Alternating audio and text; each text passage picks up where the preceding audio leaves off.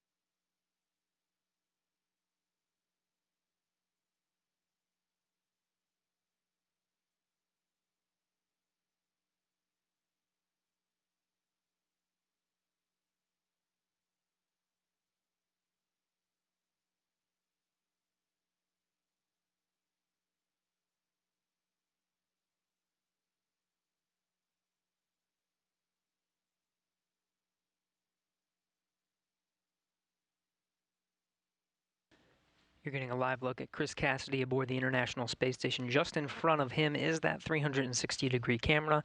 He's got cameras situated all over Node 2, pointing right towards that hatch. On the other side, we'll be welcoming Bob Behnken and Doug Hurley after pressurization of the vestibule, and we'll start beginning hatch opening after that.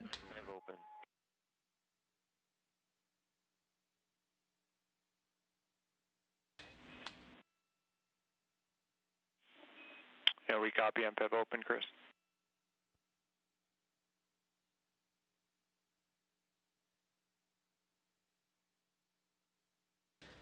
Another handover of communication from the tracking and data relay satellites, providing video and audio communication from the International Space Station, now integrated with the Dragon Power. Still looking towards some of those hard-line communication checks.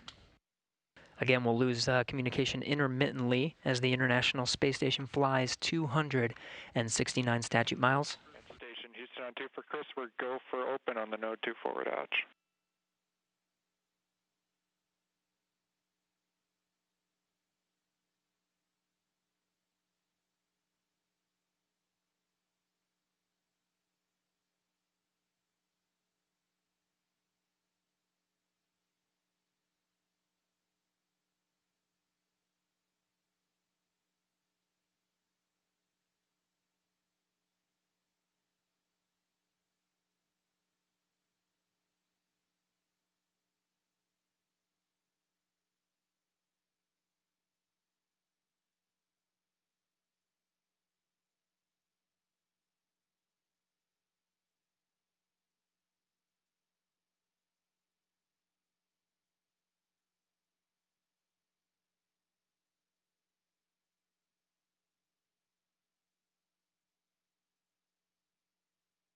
Regaining some of that video from International Space Station, Chris Cassidy given the go to open that Node 2 forward hatch. Again, he opened it a little bit earlier today to allow some of the station air to mix into the pressurized mating adapter. There it is. Now again, there's a few more hatches to open until we are able to welcome Bob and Doug aboard the International Space Station. You're looking through the hatch into the pressurized mating adapter. There's another hatch down there through the pressurized mating adapter that opens up to the International Docking Adapter. Houston at 3, hey Josh, 0 0 on DPDT, and the No. 2 forward hatch is open.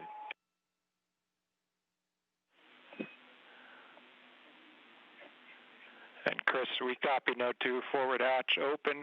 We concur your go for the next yellow activity. That's your 1515 activity.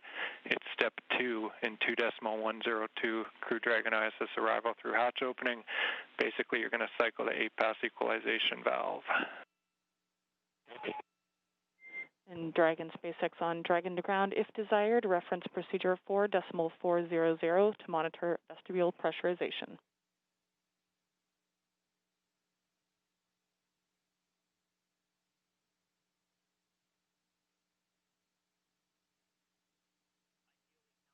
And copies for small.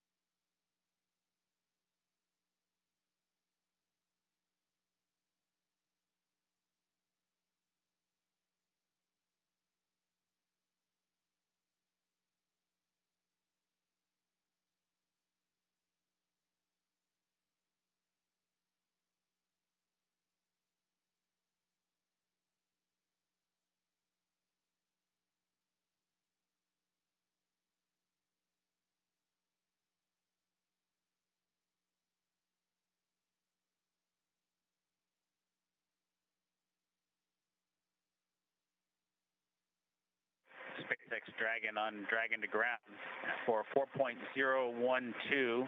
We've completed up to section 5, and we've got a timer started for 1 hour. Copy, completed through section 5, and your suits are drying, and you have started a timer for 1 hour. With that, do we have your permission to come back on board?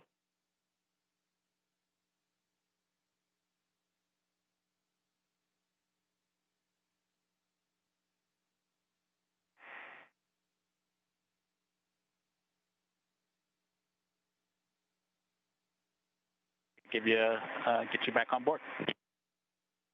We copy. We are go to come back on board. And with that, you are go to perform sections 1 through 3 of 4.400. We do recommend deferring your step 2.1 for the waste system flush until closer to hatch opening. In section 3, as you are performing your inventory, please collect all your food and water bottle trash and consolidate it into the 2 trash bags within their common bags in location 18. You will transfer the plastic bags containing this trash to ISS for disposal during a scheduled activity after ISS ingress. And do note that you are welcome to defer this inventory until after you eat your meal that is scheduled for right about now.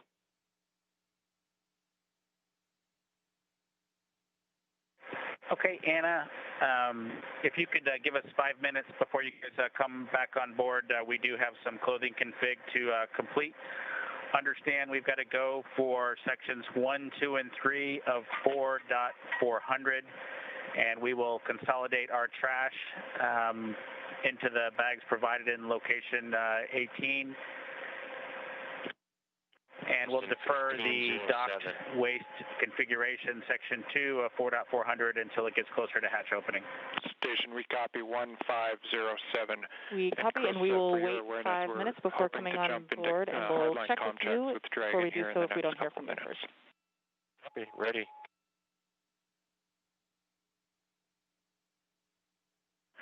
Thanks, Anna.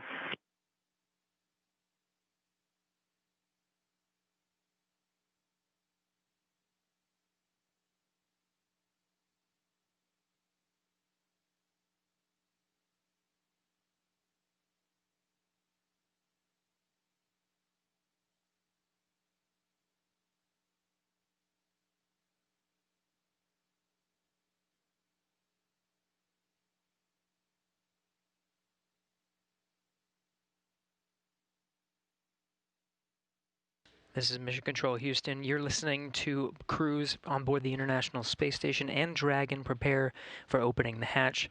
You're seeing Chris Cassidy aboard the International Space Station already opened the hatch 2, the pressurized mating adapter just below that hatchway you see at the center of the screen here. On the other side of the hatch is the hatchway to the International docking adapter. On the other side of that, the recently docked Crew Dragon. Vestibule pressurization is underway. This will equalize the pressure between Dragon and the International Space Station. Once it does come up to pressurization, it will take some time to equalize that pressure because of the temperature difference in the vestibule. Just take some time to stabilize. Dragon, Endeavor, it's Houston.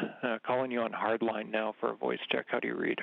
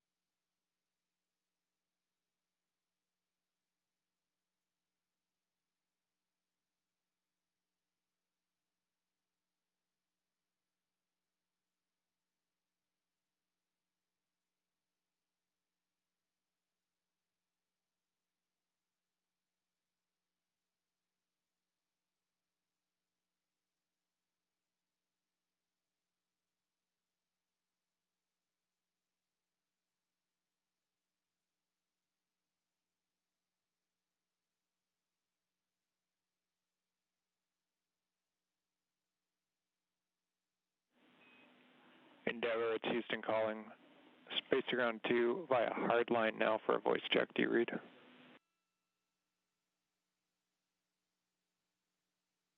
Houston, Cleveland.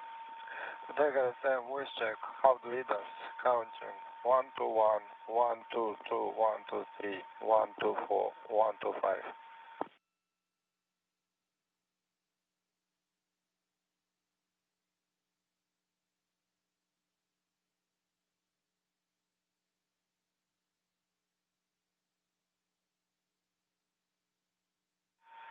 Houston Station, space to ground 2.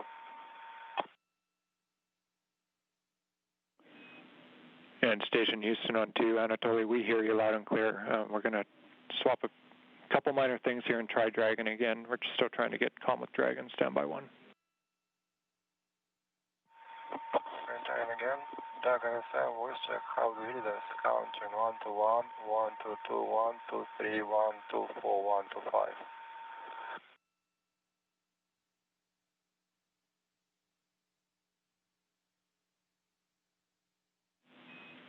And Station Houston on 2. Everybody, we'll just stand by for a few minutes. We're going to try to raise Dragon by another means. Stand by.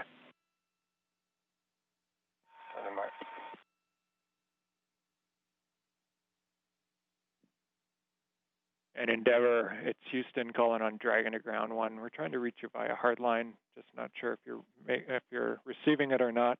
Let us know at your convenience.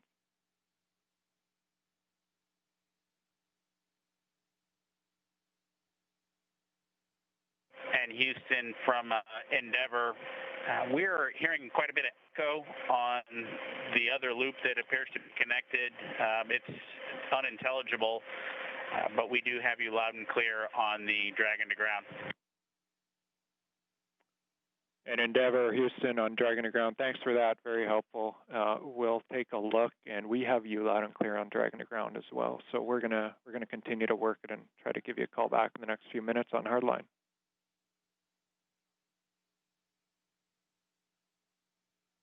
Endeavor copies. Thanks.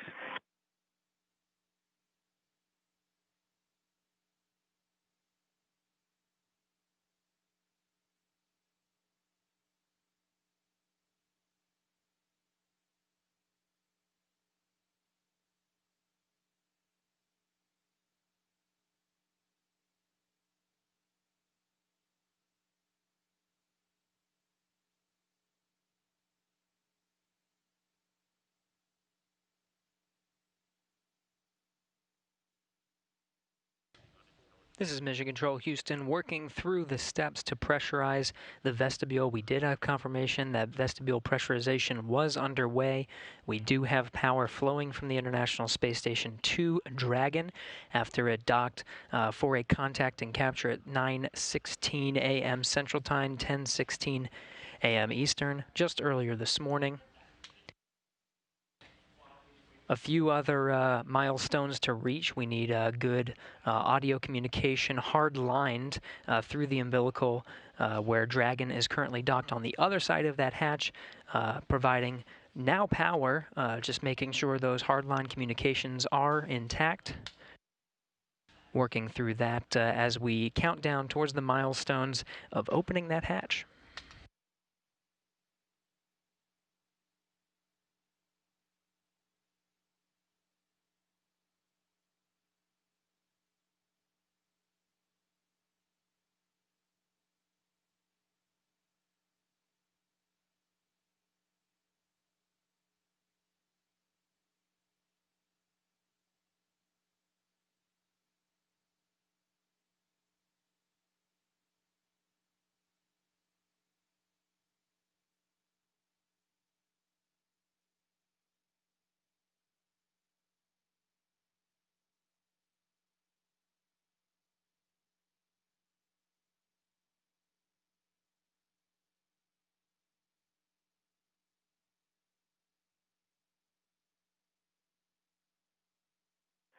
SpaceX Dragon on Dragon to ground.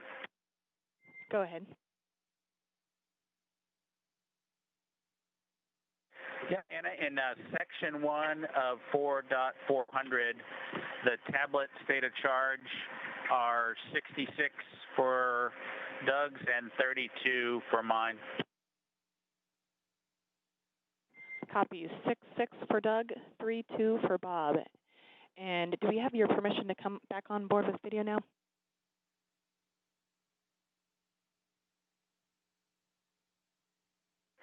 Yeah, go ahead and come on board. We just may have to take it down at some point, as you might imagine, but come on board. Sounds great. Thanks.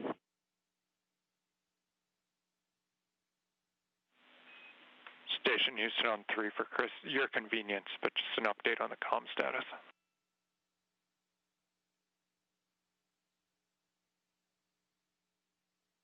Yes, sir, go ahead.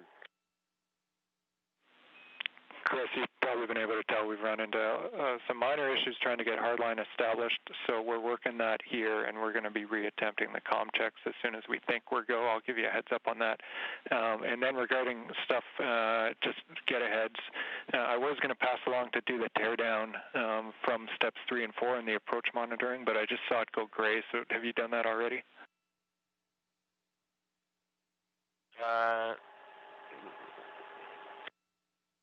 Hold on just one second. Which one was that? Maybe I fat-fingered the wrong procedure. Yeah, no, it's subtle. So it's in the execution note for Dragon approach monitoring. As we were monitoring Dragon earlier in the day, down in the execution note are the teardown steps.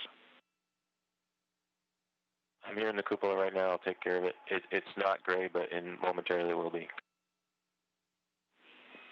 Sounds good. And I'm also hearing on that we have done on the ground steps 1 through 4, so it's just 5 and 6 left for you in that teardown procedure.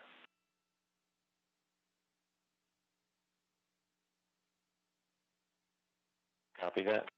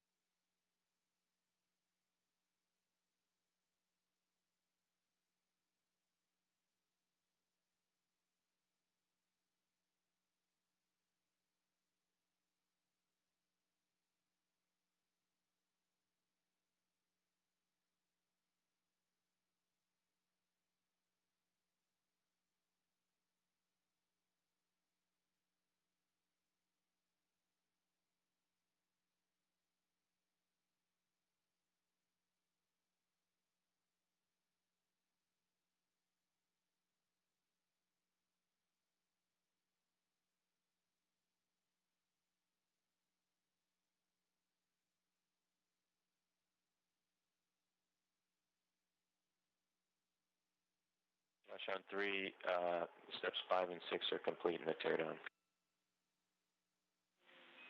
Copy, Chris. Thanks for that. And just about to hit the button and reattempt the hardline checks with Dragon. Okay, copy. Endeavor, it's Houston calling via hardline voice check. How do you read?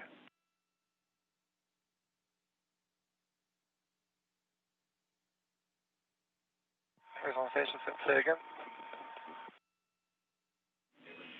And station standby, Endeavor. This is a call for Endeavor via hardline voice check. How do you read? Houston, Endeavor, completely unreadable. It's skipping pretty badly.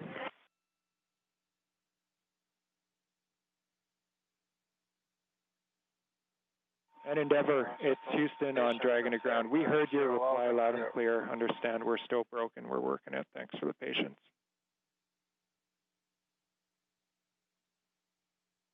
We got you, Josh. That's exactly the case. Thanks.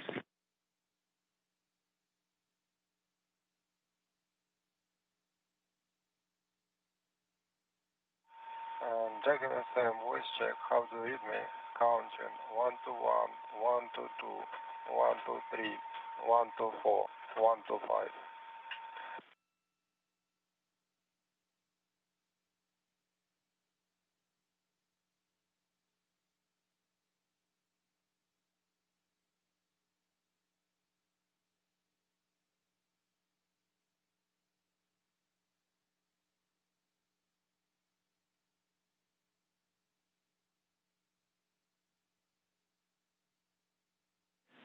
And station on 2 for Anatoly. Anatoly, we're hearing you loud and clear in Houston.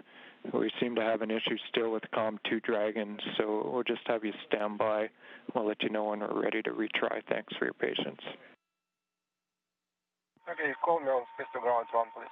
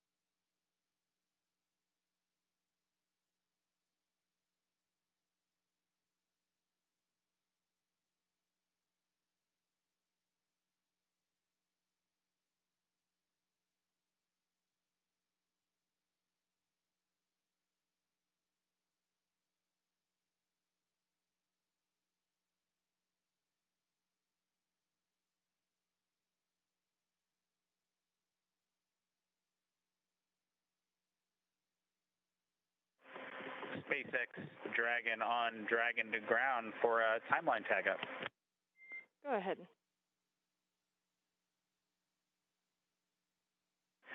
Yeah, Anna, we're managing the collection of the used water bottles and other items as well as our meal, and just looking to understand a little bit better how closely we're to hatch opening or another timeline milestone. We're kind of running to the end of the tablet here with meal 5 that started about, I don't know, 25 minutes ago or so, and so just wanting to understand how much time we've got in front of us.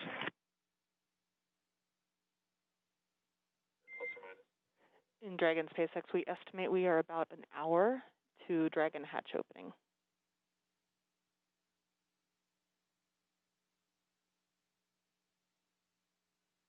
Copy that, Anna. Thanks for those words. It just helps us manage getting things done. And looks like you guys are on board. Welcome aboard, I guess, the integrated space station now, huh? Indeed. Thank you so much. We're excited to be here.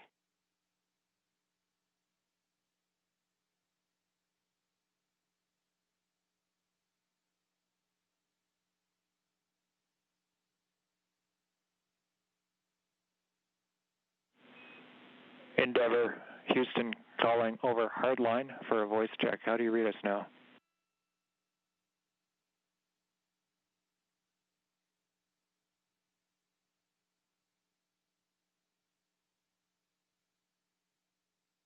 Houston or station from Endeavor. I'm not sure the location of that last call, but still quite a bit of skipping and unreadable.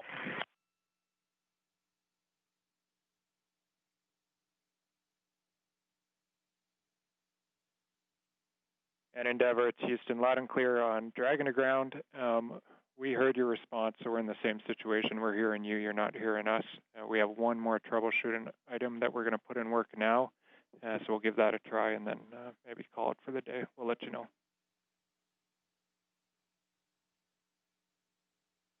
Endeavor copies. Thanks, Houston.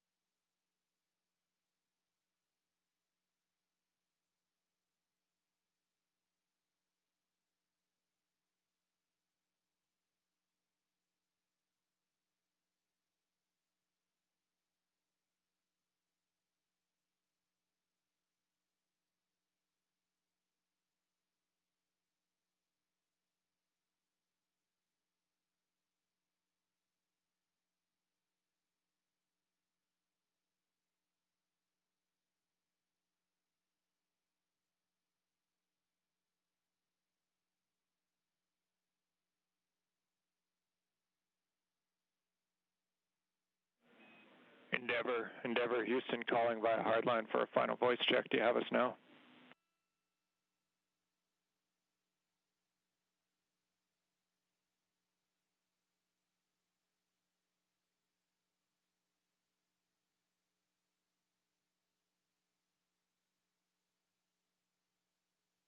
Houston, Dragon on the big loop, that was an improvement, but it's still completely unreadable.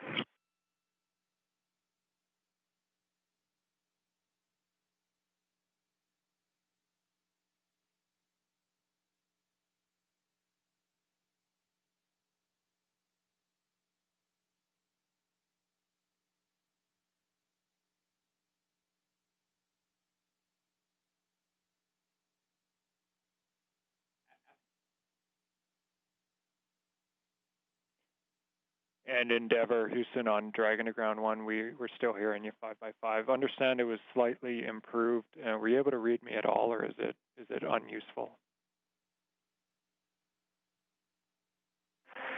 Yeah, it was a slight improvement, but it's still unintelligible almost every word. There was maybe one word that you could have sort of figured out, but that was about it.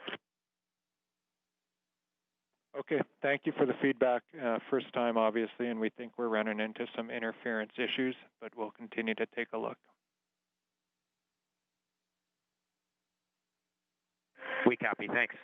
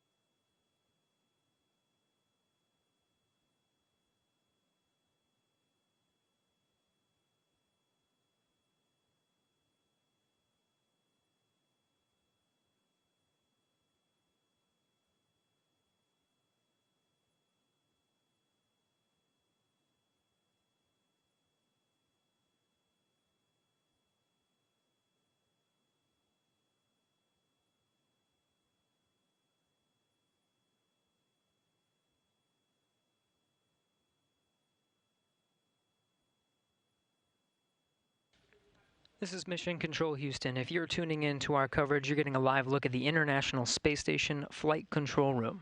You're hearing a lot of communications from the International Space Station, both from the space station side over space to ground. NASA astronaut Chris Cassidy, International Space Station Commander, setting up for the hatch opening. You can see a series of cameras scattered around, ready to capture the best views of Bob and Doug coming through that hatch. We did get confirmation just shortly that we did have good pressurization of the vestibule. It'll be about 10 minutes to perform a series of leak checks. Again, that pressure needs to stabilize. The thermal conditions make it swing just a little bit, so just waiting for that to stabilize before those leak checks are finalized. That underway within the next 10 minutes. We do have communications settled in the hardline connection between International Space Station and Dragon. You can see from the inside of Dragon now, the crew doffed or took off their suits, just getting a few things packed up before they eventually open up the hatch after that pressurization is equalized between Space Station and Dragon.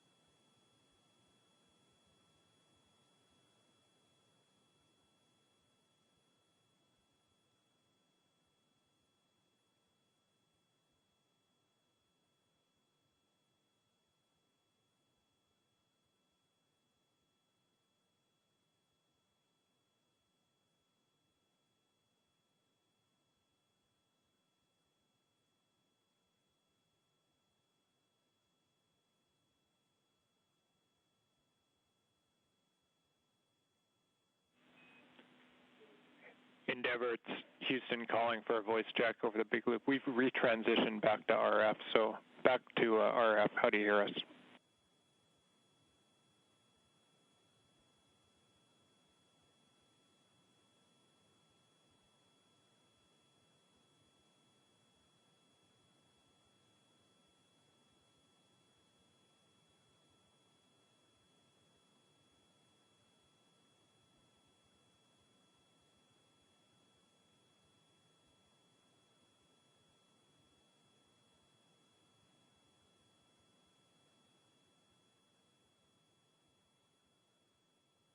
Houston, Dragon on the Houston, Dragon on a big loop. Was that comm check for us? Yeah, affirmative, Endeavor. It's Houston. We transitioned back to RF because we still had the interference over hardline. So we're back on RF now and just want to make sure we had you.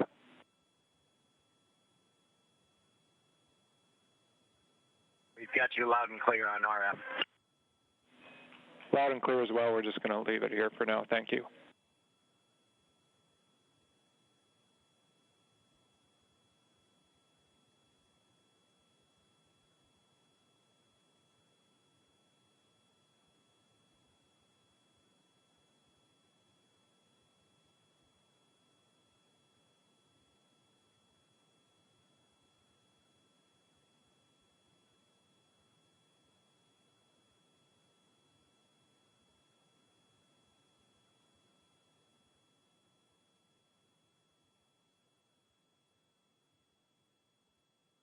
Here's a live look from inside the Crew Dragon. You're seeing Bob Behnken and Doug Hurley just preparing the inside of Dragon. They have doffed or taken off their suits. The pressurization between Space Station and Dragon is complete. They just need to perform some leak checks, make sure that pressure is stable before they actually open the hatch. Teams working together on the ground, International Space Station Flight Control Room and the Flight Control Room in Hawthorne to get that big loop communication configured so everyone can hear each other through this process, figured out a workaround using RF connection.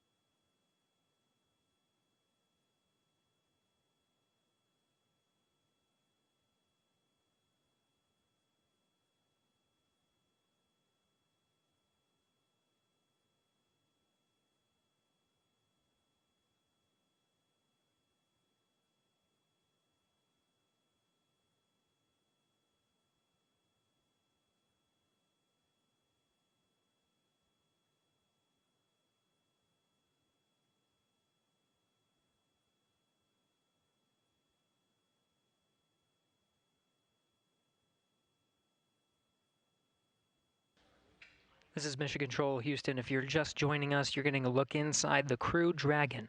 That was Bob Bankhead seated on the right side, the pilot seat, or the Joint Operations Mission Commander seat for Demo 2. He and Doug Hurley, the commander of the spacecraft, just preparing the inside, putting away some trash. They just doffed their suits, and right now just waiting for the pressure to equalize between the International Space Station and Bob and Doug. Just two hatches, really, separating them from the inside of the orbiting complex.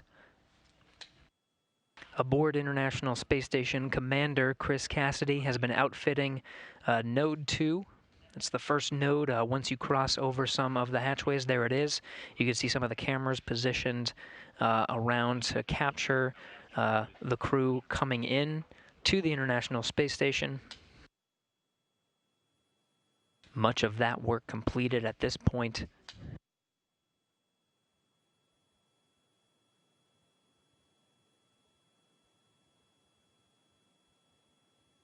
Really, at this point, just waiting for good leak checks between Station and Dragon.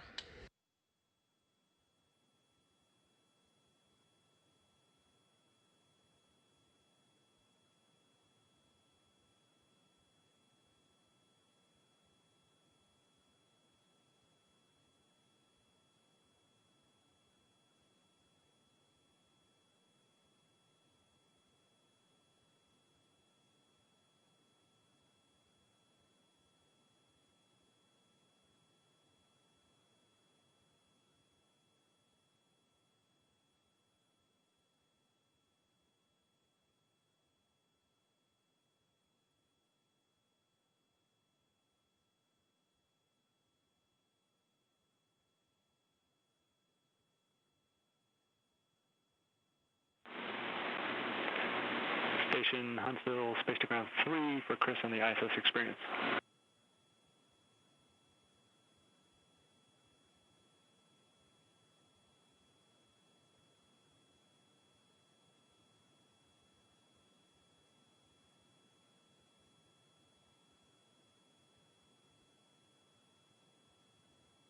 Right on 3.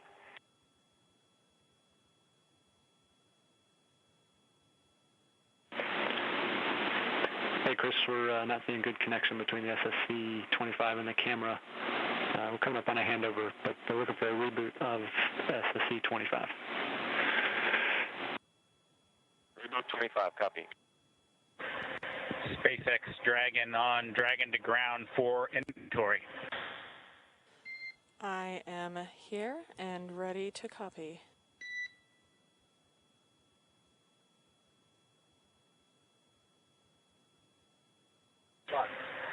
Okay, Anna, we'll start with location 9 from bag 203.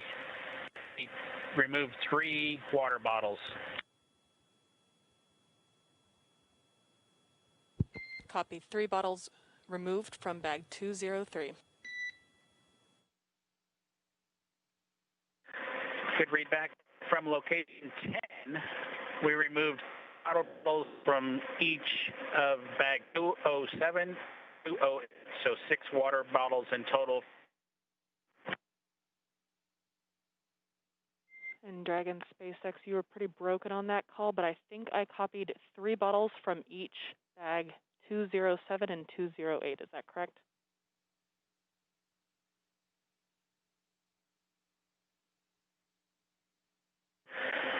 That is a good read back, Anna. I copy.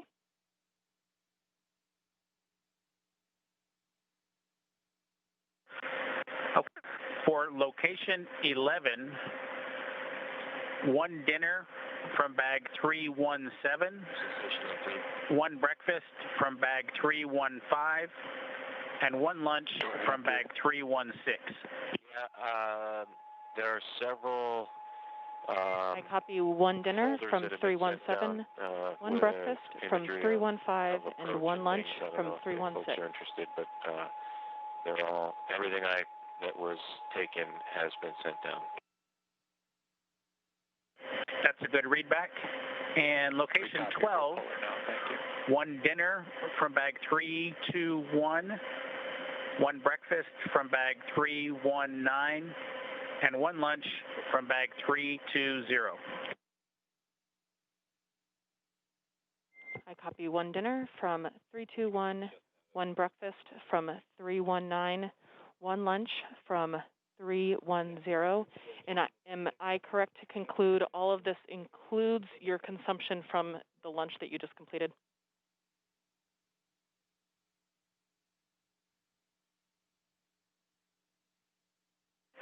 That's correct, Anna. We've finished eating, and the lunch we just completed is a good, complete list of what I've read down to you so far. The only thing we have remaining is the flush of the waste system here, and we'll do that with a water bottle and report when we do that a little bit later. Copy. That sounds like a perfect plan. Thank you so much.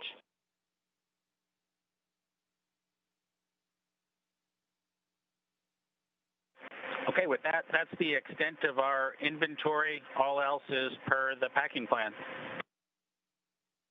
Copy all else from per the packing plan.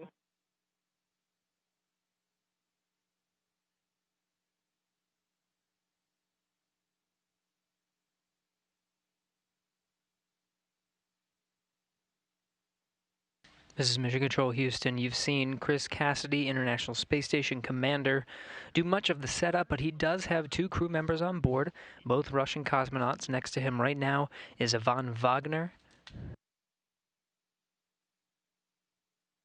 a rookie space flyer that was on the same Soyuz spacecraft that Chris Cassidy launched on from the Baikonur Cosmodrome just a little more than a month ago.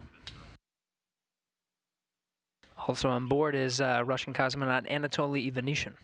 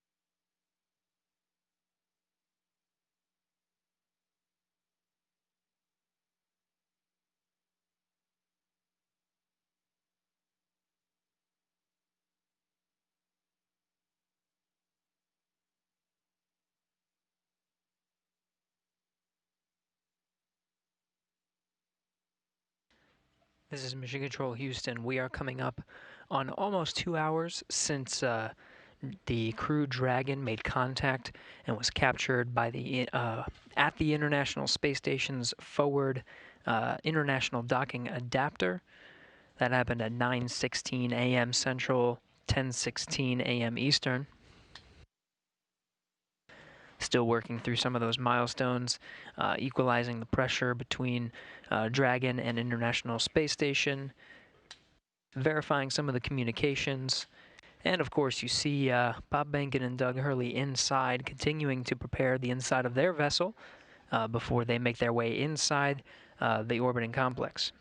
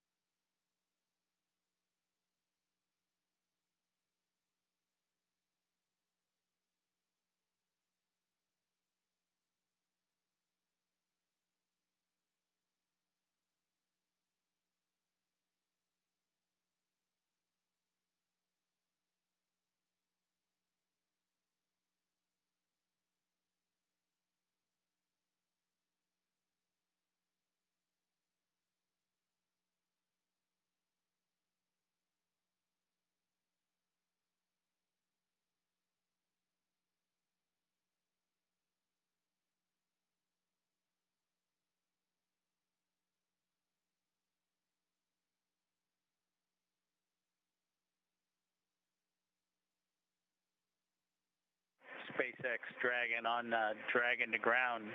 Do you mind taking the cameras down for just a few minutes here? We will put that in work and let you know when it's done.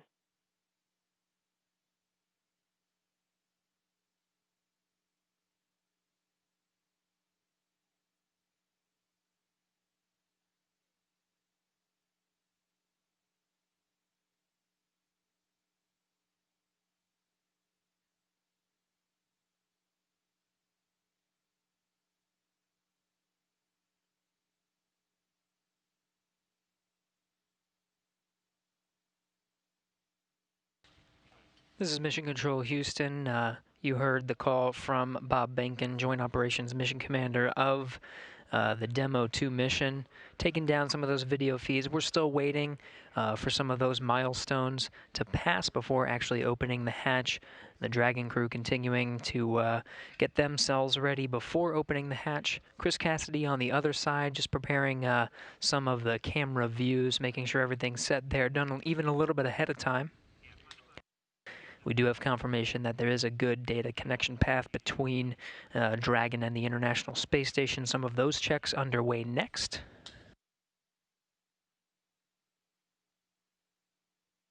Coming up on 2 hours since docking at 9:16 a.m. Central, 10:16 a.m. Eastern.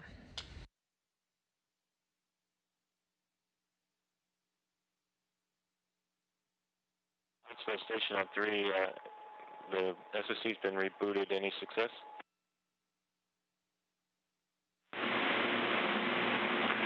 Hey Chris, we see good connection between the SSC and the camera, and we're just performing the calibration now. We'll start recording shortly. Thanks for your help. Yeah, no problem. Happy to help.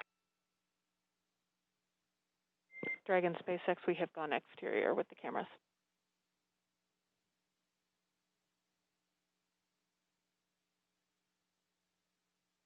Dragon copy, thanks.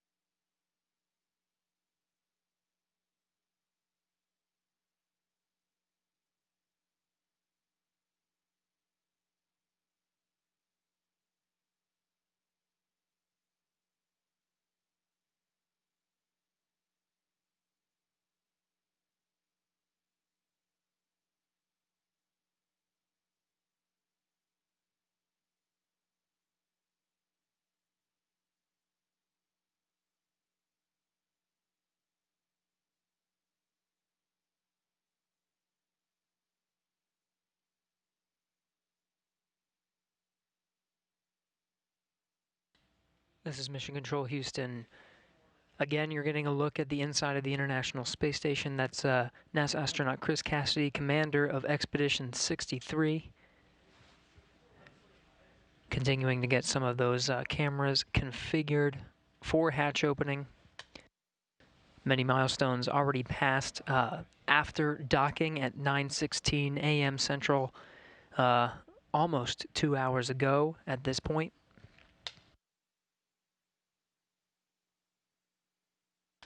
At the time of docking, the International Space Station was on Russian thrusters. After contact and capture, was moved over to control moment gyro, stabilization and attitude control. Now back to its standard configuration of thrusters and control moment gyros.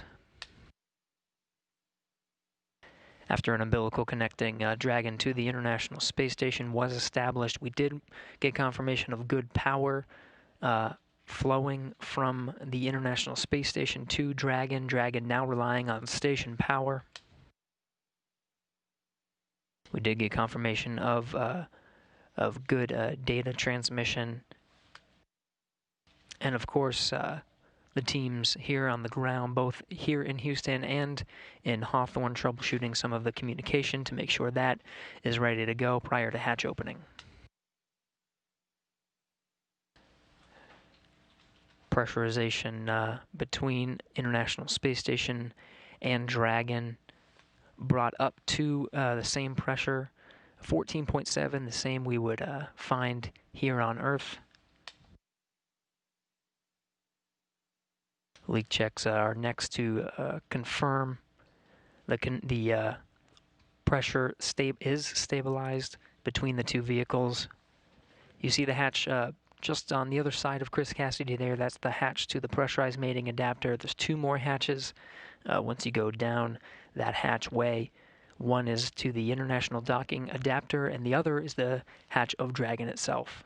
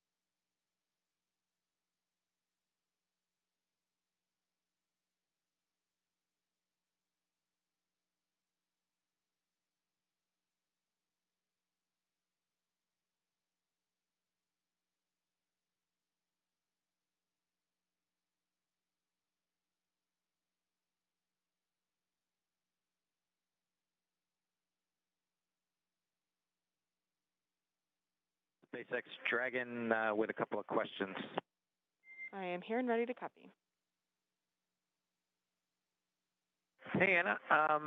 We show about an hour and 11 minutes since we started drying the suits, just to let you know that. And then the other thing is we can put 4.400 section 2 in work if you think we have some time before we get the hatch open. We copy. You are go to stop drying your suits and turn off that suit fan at this time. Let me get you words on that waste system flush. Okay. We'll shut the suit fan off now.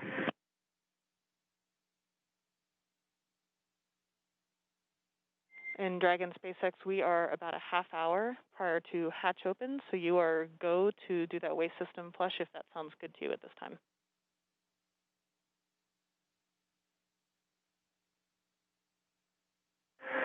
Okay, we may give it a few minutes. If it's going to be 30 minutes until hatch opening, we may want to use it just one more time.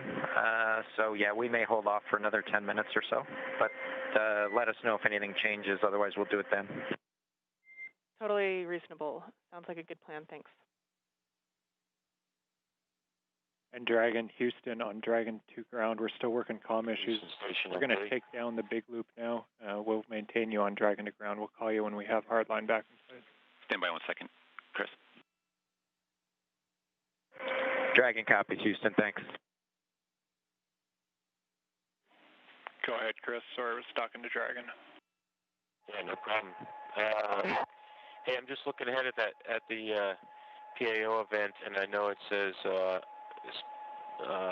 video through the node 2 and space to ground 2 up and down. It would only take me about 1 minute to change back over to the encoder and go do comm the normal way that we do PAO events, if that's something that's preferred. It really is super fast, and I can get you that way in that config real quick if you need it. Later. Copy, Chris. Yeah, copy. Thanks for that. We'll offer it up, and I'll let you know if we want to go that way.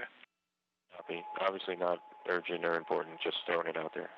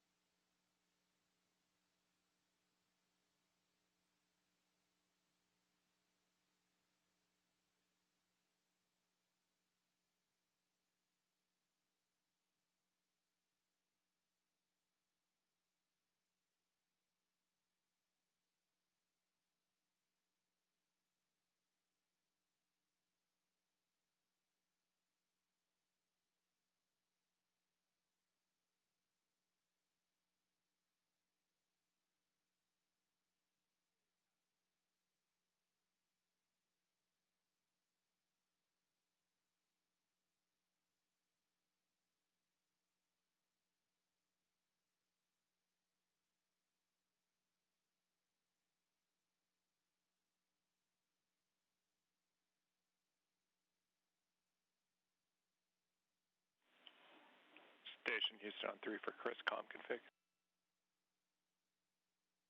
Go ahead. We just wanted to clarify from your last comments. We show it as being in the standard config, whereby you're going to be coming down over the camcorder HD mic, and we'll be going up over space to ground 2, and that's what we're intending. Did you maybe just? We might have missed your intent in your previous remarks. Is that what you had in mind? No, I had, like we do all other PAO events, we talk, we hold the handheld microphone that is going through the clip-on mic transmitter to the clip-on, through the camera, and then the audio comes down through the encoder. That's how we typically do PAO events. So I could go back to that config if you need, super fast, or if you want to do it this way where we're talking on space to ground 2, that's fine too. I don't care. Just throwing it out there because it's different than we normally do PAO events.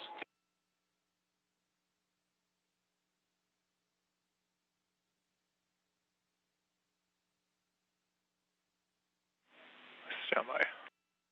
And just to be clear, the configure now is the Node 2 camera is not connected to the encoder, as you probably know. So all I would do is just plug the cable back into the encoder and switch back over to the nominal Node 2 camcorder.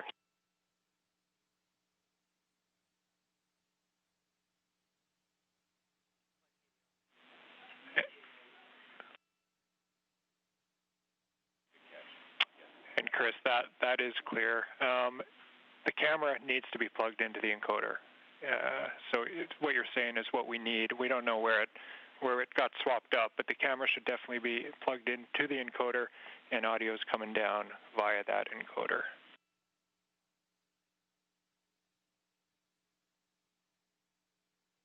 Okay, so yeah, we'll just use it on the. I guess what I was thinking is going back to one without a battery and not be dependent on the battery, and going back over to the nominal cable, which includes power. I just get a little leery about relying on these batteries. Gabby, we have Photo TV online, so we're talking to them on the phone right now. Stand by one.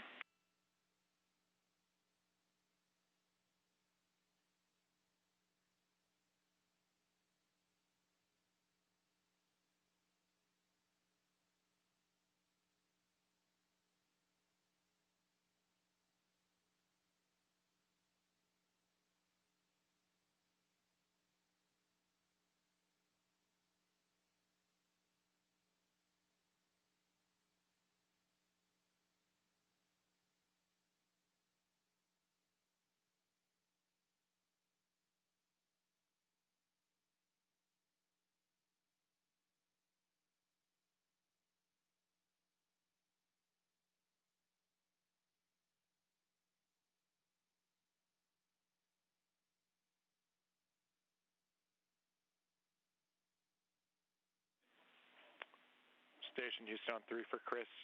Microphone and the free float camera both connected to the encoder. Does that clear it up?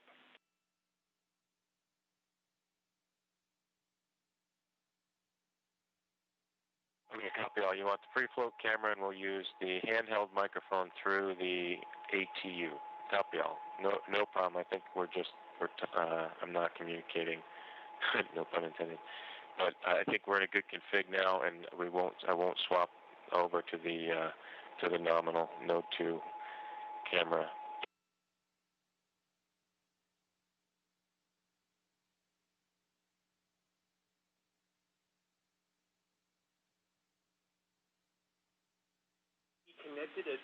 Down by Chris.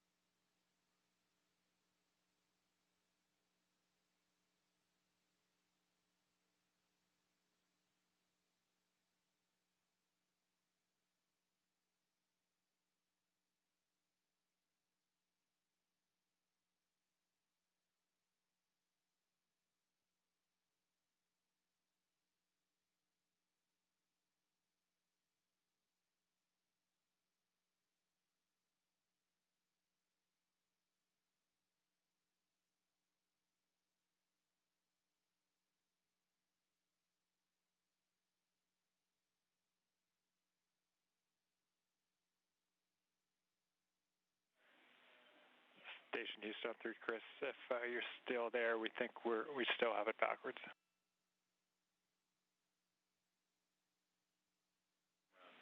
So I see you look. Yeah, I see in the video now. So we still have PAO on the line. Sorry for the confusion, but I think this much is clear. This morning, we moved cameras, we swapped the cameras that were connected to the encoder. What we want now, we're getting video from the free float camera through the encoder, so that's good. We're seeing it right now. What we need, just relaying here, is your lapel mic. That has to go through that new free float camera, so that your mic connects to the free float camera, and then that audio comes down through the encoder. Does that make sense? That's the config it's in right now, and that's all perfect. The only benefit, I guess, I didn't initially make it clear, is if I switch back to the normal cable and the normal camera, we're not dependent on a battery power on the camera. I just am worried that throughout this whole event, we're gonna that all of a sudden the battery's gonna go out. I go back to the normal. SpaceX Dragon on Dragon to ground. Now report complete with 4.012. The benefit to this free flow camera Copy is complete I with can take 4.012. and make it all the way into the Dragon, which I don't think we could do with the other cable. So my thought was, after we do all of the ingress stuff and we switch gears to the PAO ceremony when we're standing right in front of the hatch, we could have actual power to the camera. But it's really no big deal. What I'll do is I have got a couple batteries on standby, and I'll just make sure there's a fresh battery right before we start that PAO event. Okay, Chris, sorry it took so long, but I'm 100% with you, and copy 100% on the battery concern. The word we're getting here is we would like to run it in the config that it's in right now.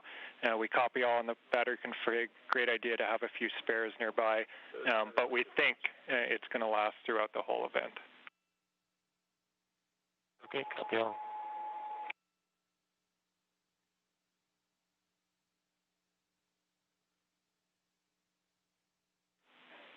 And Station Houston on 3 for Chris. With that out of the way, you have a go when able for your 1615 activity.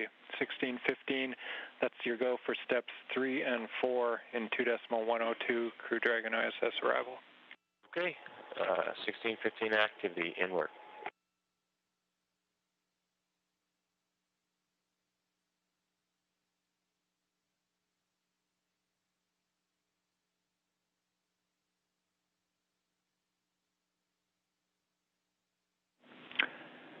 Endeavor, Houston calling on hardline for a voice check.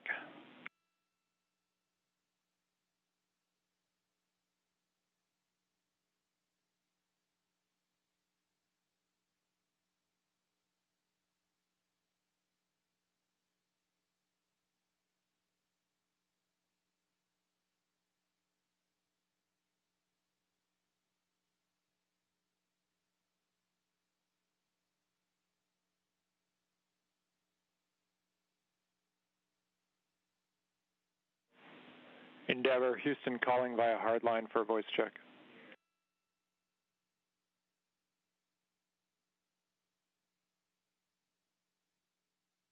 Loud and clear, how was? Hey, Endeavor, Houston, we have you loud and clear on hardline. Great news. Well, congrats. Sounds like we got it at least somewhat sorted out. Affirmative, concur. We think we might have found interference between C2V2 and the hardline system, but we're going to keep it here for now and proceed down the timeline. Never copies.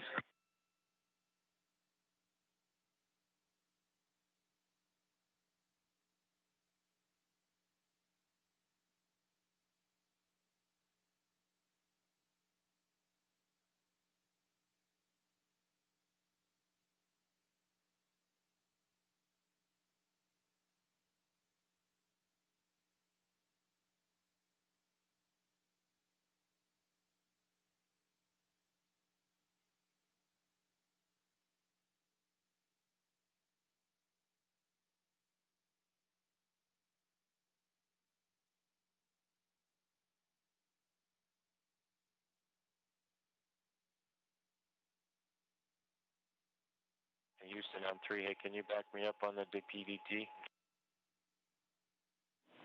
Will do, we're checking.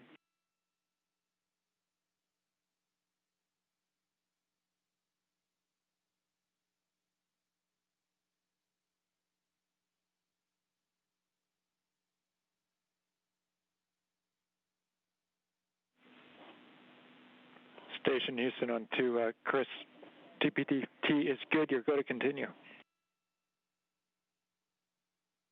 Copy, thanks.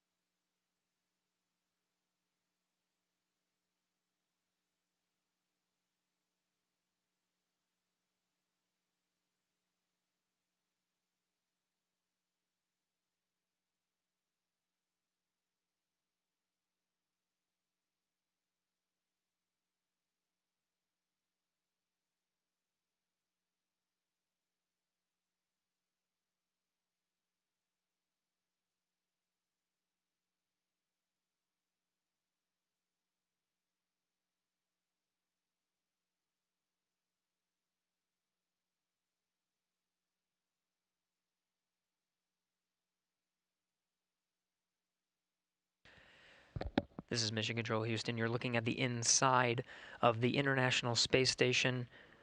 What you were hearing before were just some of the audio and video checks, just making sure that everything's synced up so that we get the best views and the best audio possible for when Bob Behnken and Doug Hurley come through that hatch. We're working towards the hatch opening now. You can see Chris Cassidy down the pressurized mating adapter. That hatch will open up to the international docking adapter. On the other side is the Dragon hatch. Cassidy working through those procedures after pressure equalization was complete. Now expecting around the order of 10 to 15 minutes maybe until we finally get that hatch open. So we'll stand by, keep those views coming from the inside of the International Space Station to welcome Bob and Doug aboard.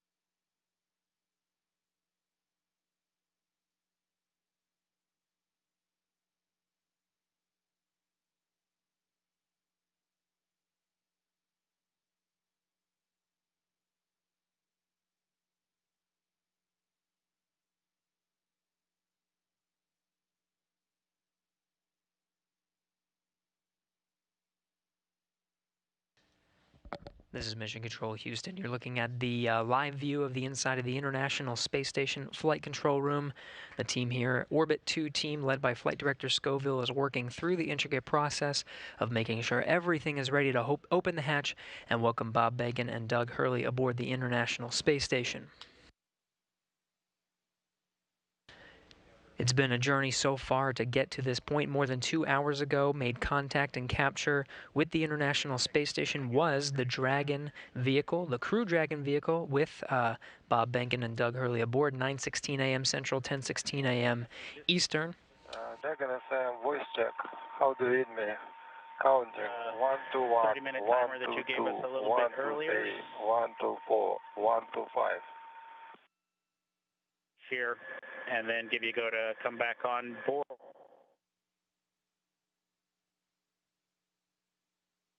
In Dragon SpaceX, you were pretty broken in that previous call.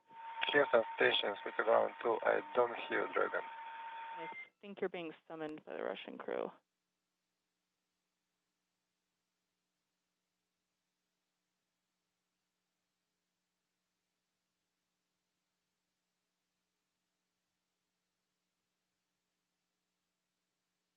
In Dragon SpaceX, I was told to proceed with you. Can you please repeat your last?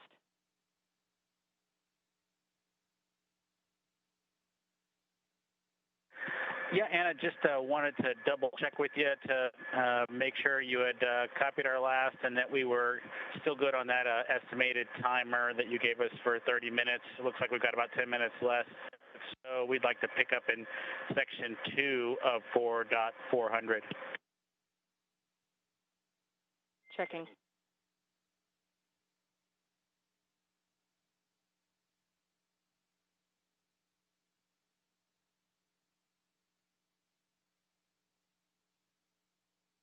This is Mission Control Houston. Chris Cassidy opens the hatch to the International Docking Adapter, 11:37 a.m. Central Time.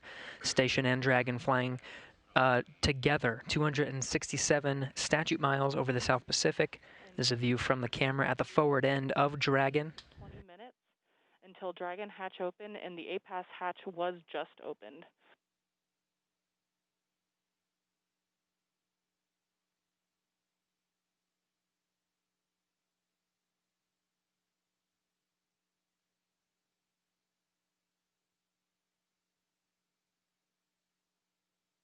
Again, 11:37 a.m. Central. The hatch to the International Docking Adapter was open. You see Chris Cassidy there poking his head in. That's the camera at the forward end of the Dragon. Now only one hatch separating Bob Behnken, Doug Hurley from Chris Cassidy, who you're seeing here from those Dragon views. Expected time to open that hatch is about 20 minutes from now.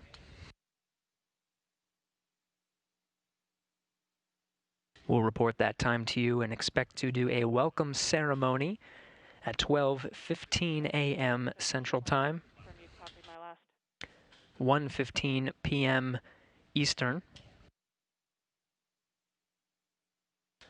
That'll welcome Bob Behnken and Doug Hurley aboard the International Space Station as part of the Expedition 63 crew. We'll get to hear some words from them and have some VIPs here in Mission Control Houston to provide words to the teams that oversaw the entire mission and the crew aboard the International Space Station. Station Houston, we copy the hatch open, no condensation, thanks.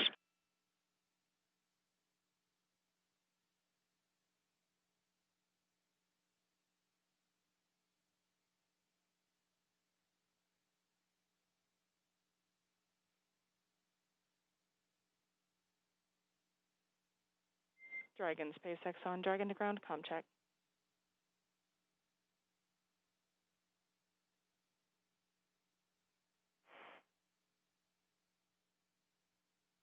Dragon to ground, how us? A little choppy, how me?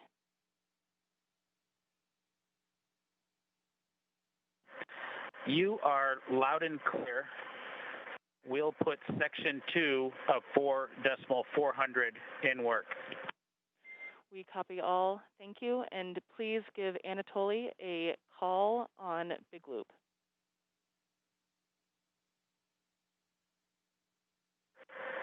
Okay, we'll call Anatoly on the Big Loop, and I'd also like to report 2 bottles of water consumed from location 9, bag 204. Location 9, bag 204, and to confirm that was for the waste system flush.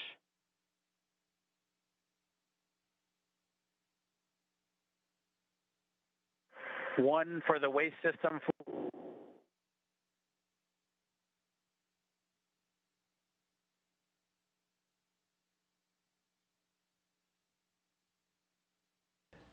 Chris Cassidy removing that target from the APAS hatch docking interface.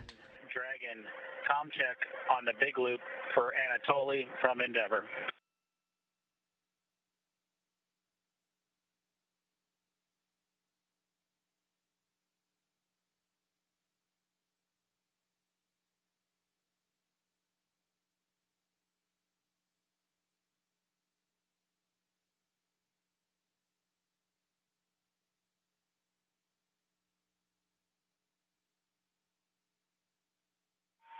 Dragon FM, voice check. How do you read me? Counting 1 to 1, 1 to 2, 1 to 3, 1 to 4, 1 to 5. Anatoly, Endeavor has you loud and clear. How copy? Copy, Houston. They have me loud and clear. Good to hear your voice.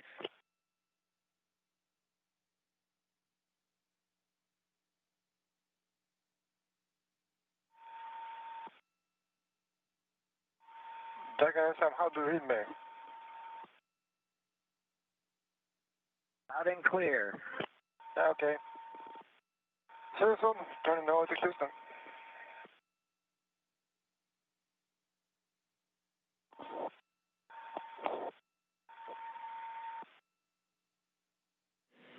And all players from Houston, that completes the comm checks. Thank you. Copy. Copy.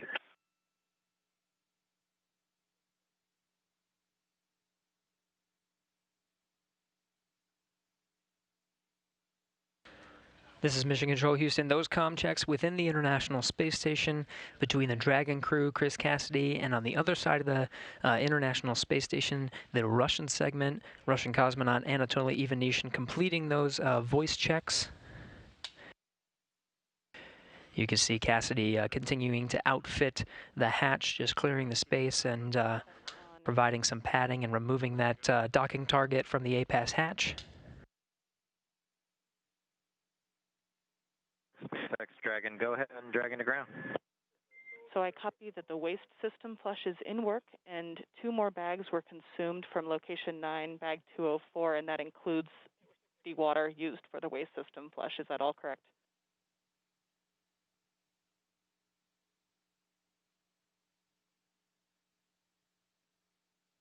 From bag 204, one of which Bob is in the process of consuming, and the other will be for the waste flush. That is correct. Perfect. Thanks for clarifying. And secondly, do we have your permission to come back on board with video? Negative. We're going to need about 2 minutes. We're just wrapping up ops here right now. Copy. 2 more minutes. We will await your confirmation.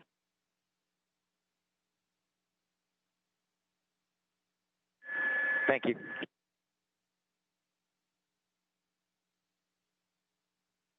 Still getting views from the infrared camera that's located right at the center of the Dragon hatch, looking at Chris Cassidy, International Space Station Commander, outfitting that hatch, getting ready for Bob and Doug to arrive. You're hearing communications over Dragon to ground. That was Bob Behnken and Doug Hurley on the other side of that hatch, inside the crew Dragon vehicle, finishing up their operations on the inside for that hatch opening, expected in about 10 to 15 minutes.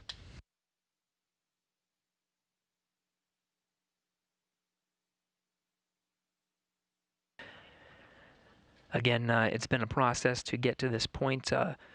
Just about 2.5 hours ago, docking to the International Space Station was Bob Behnken and Doug Hurley aboard the first commercial American vehicle to dock to the International Space Station with crew aboard.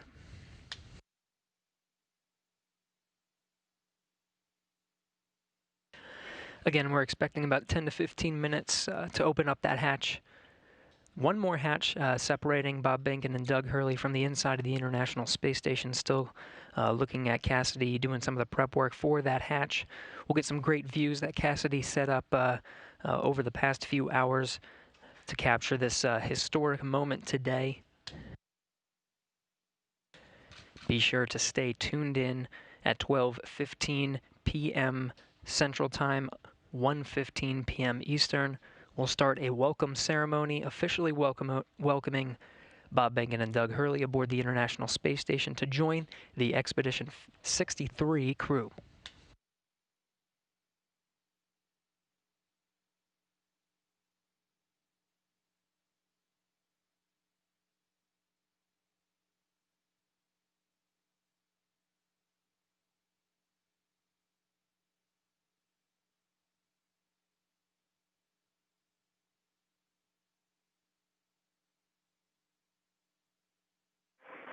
SpaceX Dragon on Dragon to ground.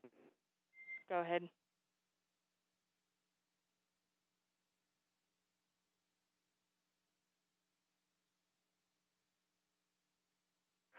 Anna, you're clear to come on board. Copy. Clear to come on board, and thanks for your patience with the comm. We are in an orientation that's creating some blockage to receive your comm on Dragon to ground. Yeah, we figured that was it. No problem. That's part of the deal. Chris Cassidy giving a wave, eagerly awaiting Bob and Doug to come aboard. Just behind him, you see Anatoly Ivanishin and Ivan Wagner, Russian cosmonauts of Expedition 63, standing by. We'll be able to come aboard Dragon here in a sec, get some views from the crew Dragon. We're in a short handover of those communications from the International Space Station. Video and audio should be regaining them momentarily.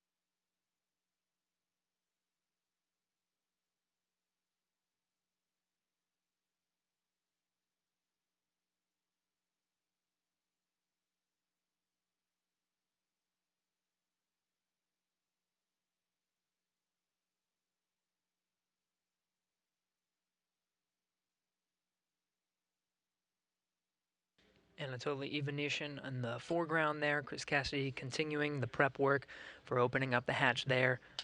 Again, the pressurized mating adapter hatch you see there in the foreground is open. The APAS hatch to the International Docking Adapter is open. Just one more, and that's the hatch of Dragon, the Crew Dragon vehicle.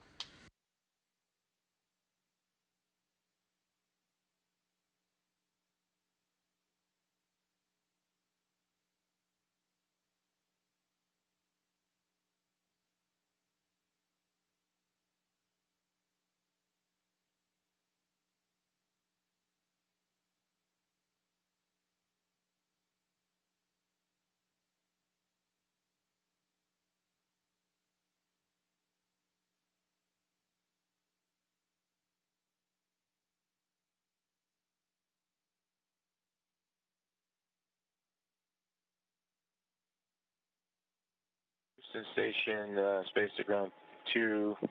Station is ready for Dragon hatch equalization.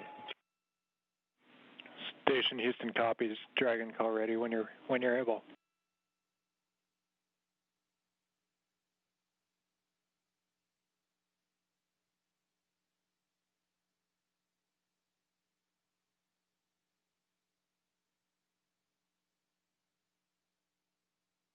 Houston, Dragon, go ahead.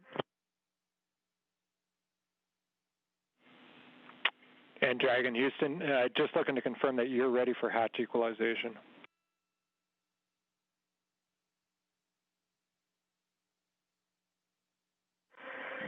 We are ready as long as SpaceX is ready.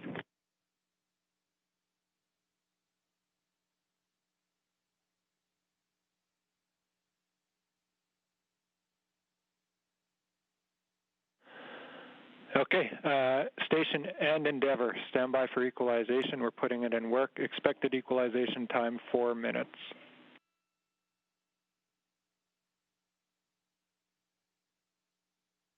Station copies. Endeavour copies.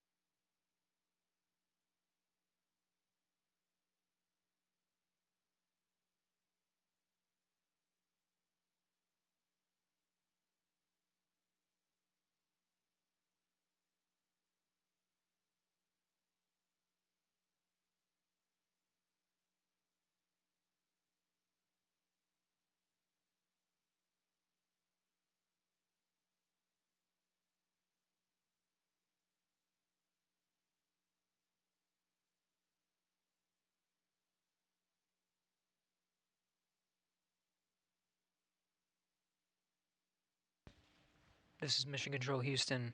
We're continuing to equalize the pressure of that last hatch. Behind that hatch is Bob Behnken and Doug Hurley aboard the Crew Dragon spacecraft. We are moments away from opening the hatch and welcoming them aboard the International Space Station.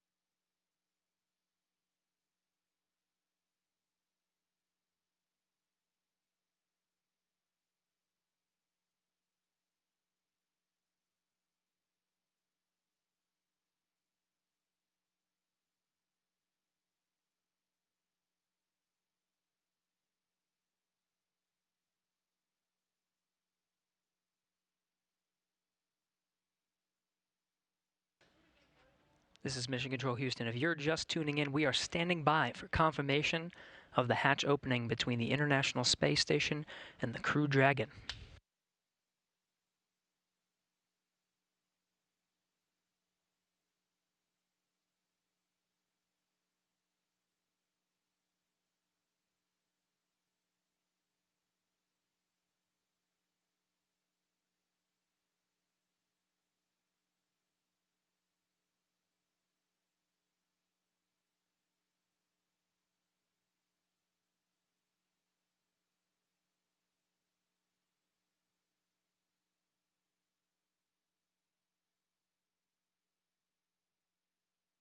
There's the hatch to the Crew Dragon. Seeing Doug Hurley through the glass on the other side.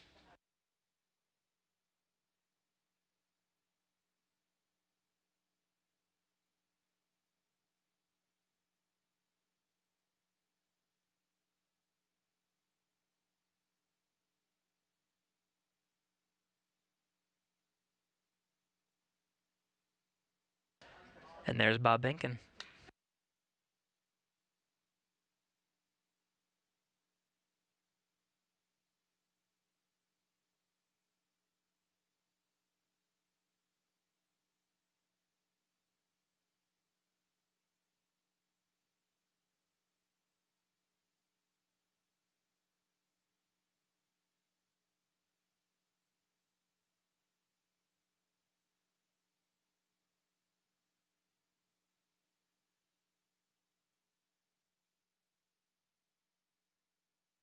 Still equalizing that pressure between the Crew Dragon and International Space Station, just moments away.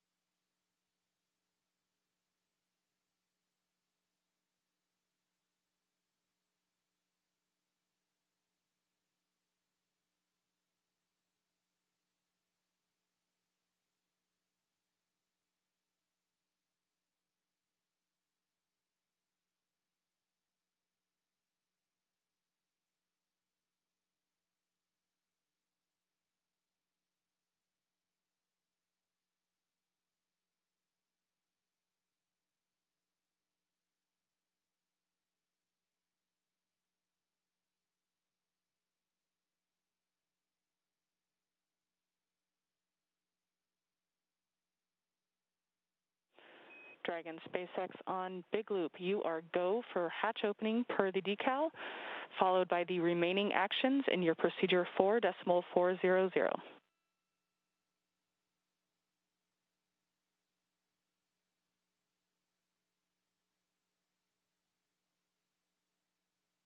Dragon copies, go for hatch opening and remaining steps in 4.400.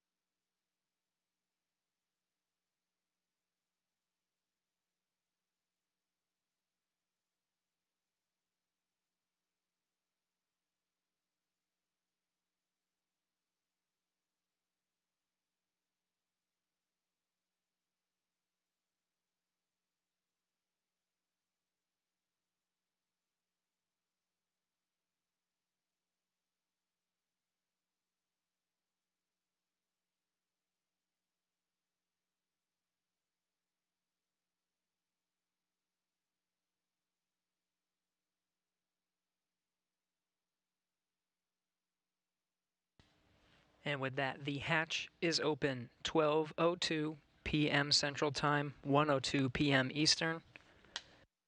Bob Behnken and Doug Hurley opened the hatch to the International Space Station after launching from American soil on a U.S. vehicle for the first time in 9 years, the first time ever for a commercially built spacecraft.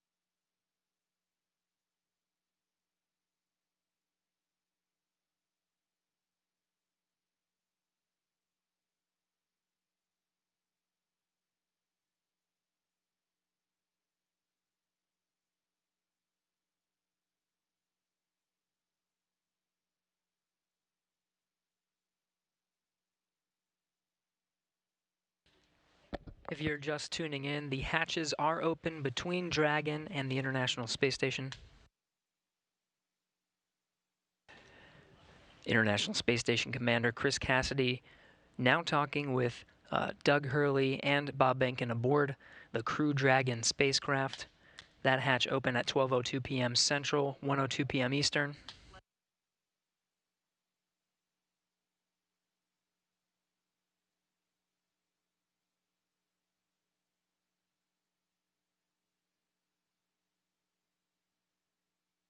SpaceX Dragon on the big loop. The hatch is open in 5.54.400. How copy? I copy. Hatch is open. Great to hear. Thanks.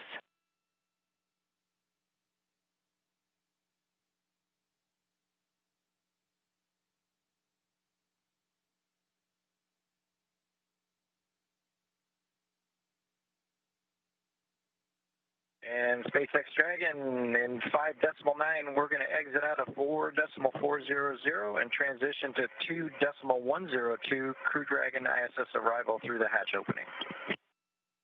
I copy. With that, I understand you are complete with 4.400 and will follow along with you as you transition to the ISS procedure.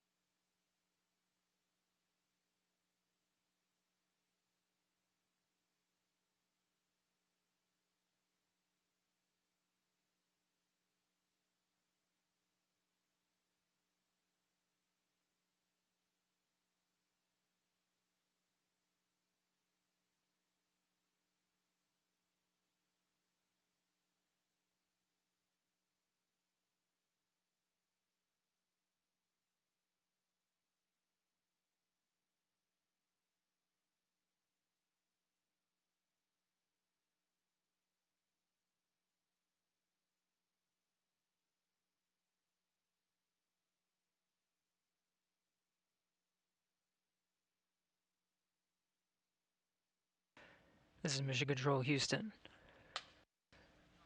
The crew of Demo 2 just performing a few closeout duties. The hatches are open. They were open 12:02 p.m. Central Time. We're moments away from the Dragon crew aboard Demo 2 to enter the International Space Station.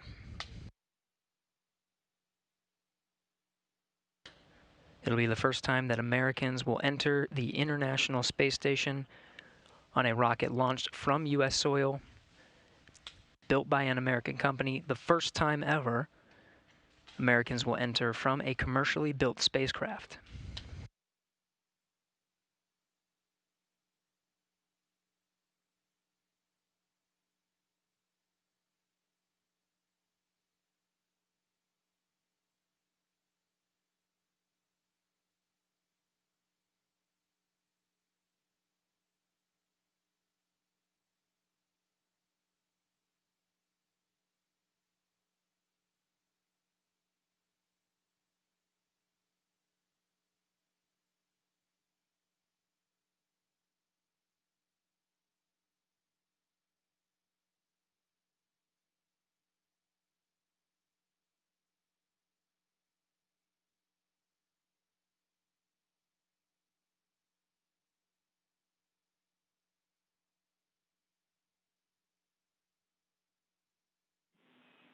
Station Houston on Space Ground 2 for Chris.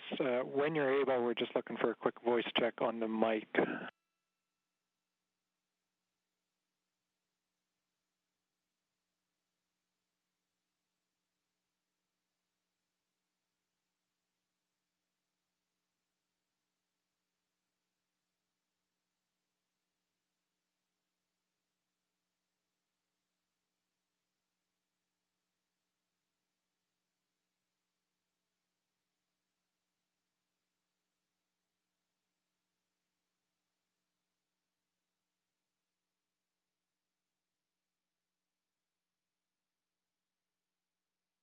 Station Space Ground 2, go ahead.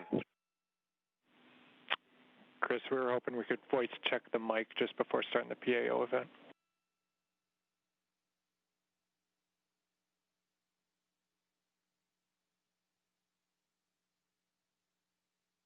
Okay, copy that.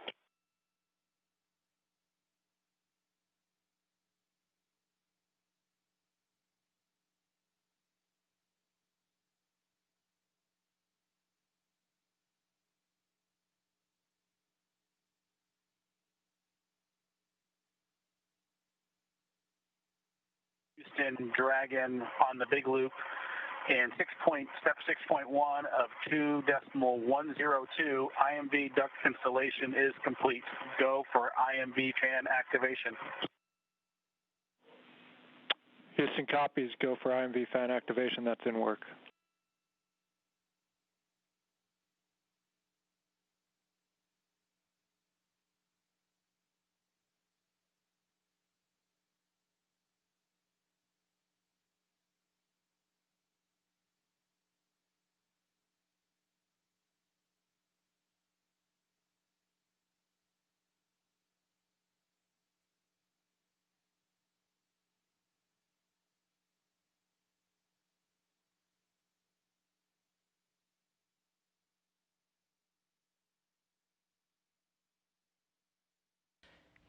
If you're just tuning in, you're getting a live look.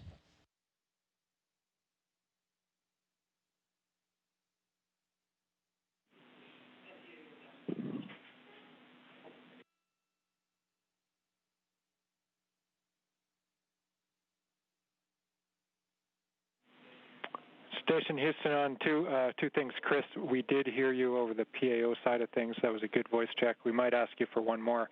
And then for the Dragon crew, you also have a go for 6.3. That's opening the location 23 and checking for debris.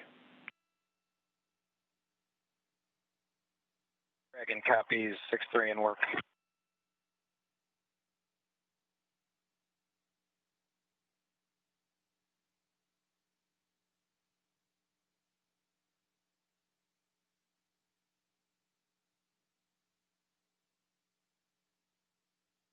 If you're just tuning in, you're getting a live look. On the left of your screen is a look inside the Crew Dragon on the Demo 2 mission. On the right, the International Space Station. Houston, Bob Benkin. Dragon on the big loop. We are ready for 6.4 and section 4 of the LIO instructions.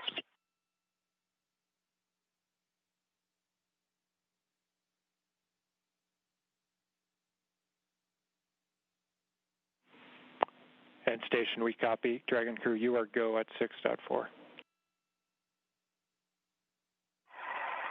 In work.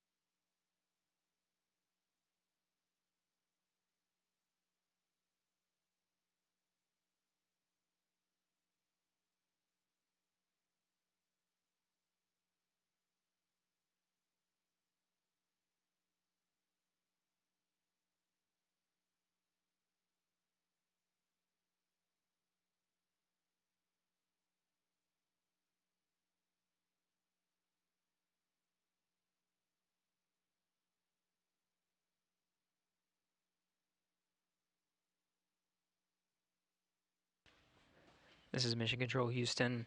You're getting a live look at the inside of the International Space Station, losing video communication from the International Space Station. It will only be momentary. We'll have those views back to see Bob Behnken and Doug Hurley enter the International Space Station. When they do, it'll be the first time that humans will enter through this hatch for the first time in 9 years.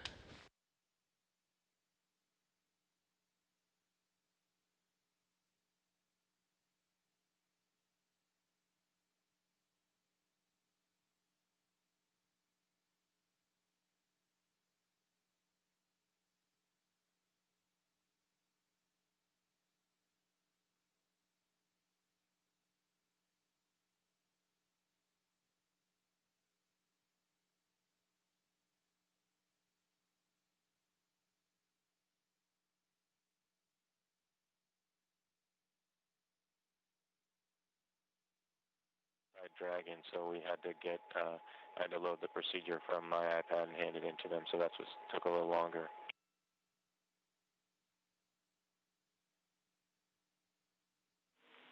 We copy, Chris.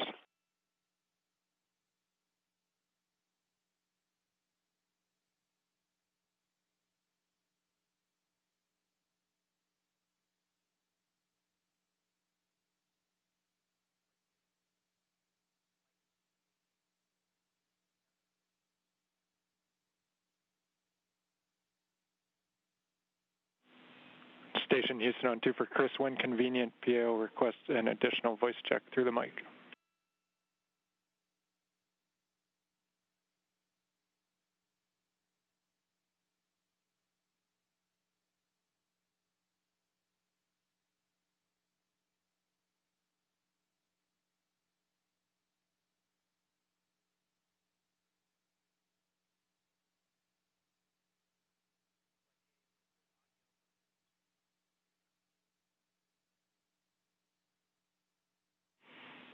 And Chris, we're not hearing you in MCC. We are apparently getting it through to PAO. Just stand by.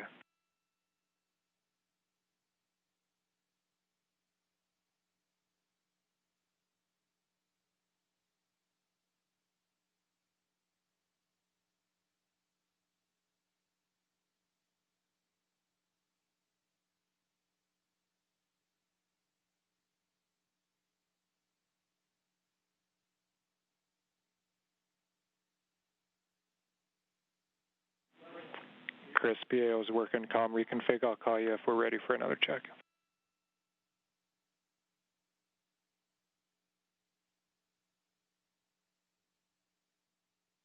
Houston and SpaceX Endeavour in 6.5 LIO cartridges sealed and installed.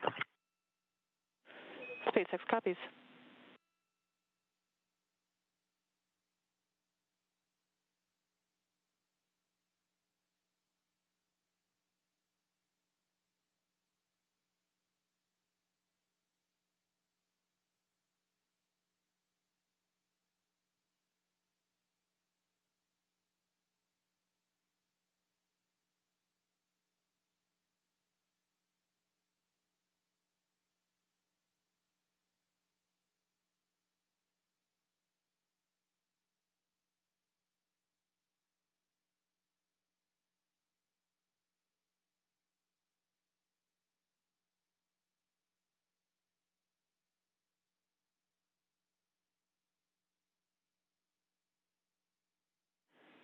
Station Houston on 2 for Chris. We wanted you to confirm that the mic is in channel 1. It needs to be in channel 1. A thought here is that it could have been bumped over to 2.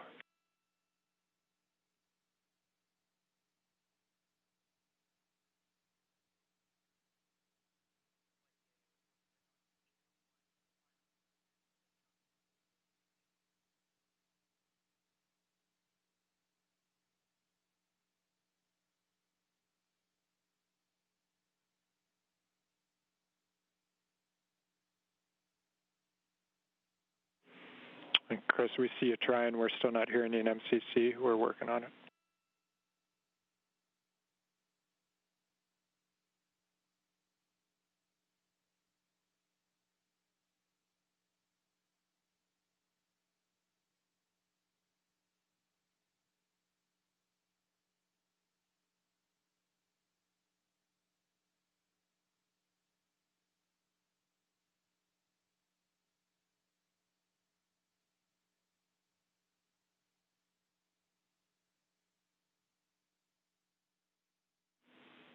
And Chris, nothing in MCC. We see you trying. The word here is that as long as that is in channel 1, any problems past that point are on our end, so we're looking into it. We'll be right back to you.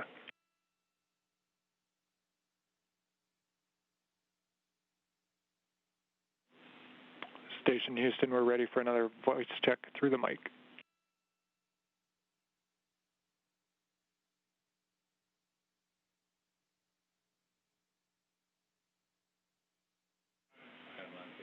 Station Houston, we have you loud and clear through the mic. Thank you.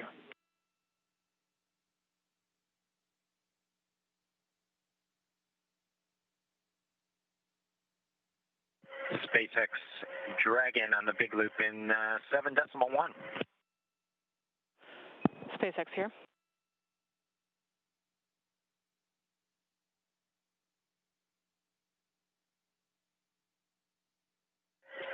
Okay, Anna, in 7.1, it appears that the ABV inner Bravo is open, as well as the PPRV ISO valve.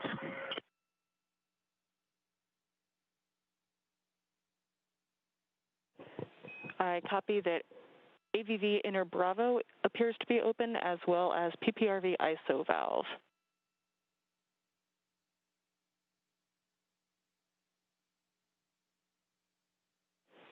Go ahead and cycle them to close if you're good with that call. Yes, we are good with that call and appreciate the status. Thank you.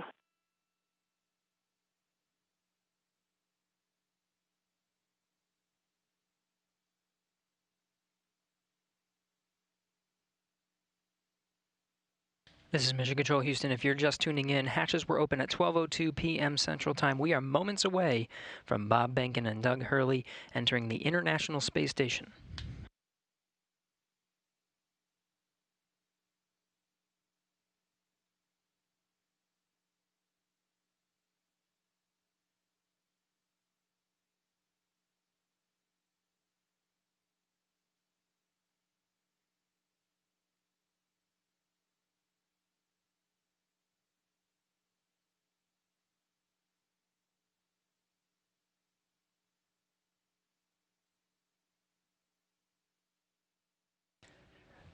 Again, this is Mission Control Houston, moments away from Bob and Doug entering the International Space Station. Shortly after they enter, we will conduct a welcome ceremony. There will be VIPs here in Mission Control Houston, Ficker 1. Looks like they're all closed visually now. We are in 8.3 for both SpaceX and Houston. Dragon arrival configuration is complete. SpaceX copies. All valves appear closed visually now, and arrival configuration complete. Excellent to hear. Houston copies. And with that, Endeavour, welcome to the International Space Station. Please come aboard.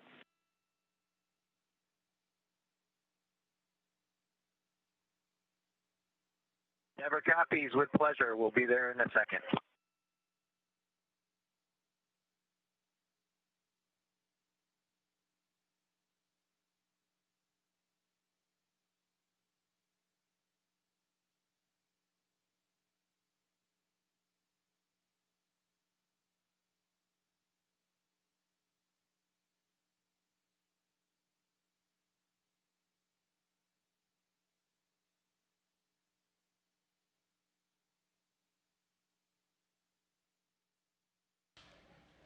We have Bob Behnken from SpaceX Demo 2 mission entering the International Space Station.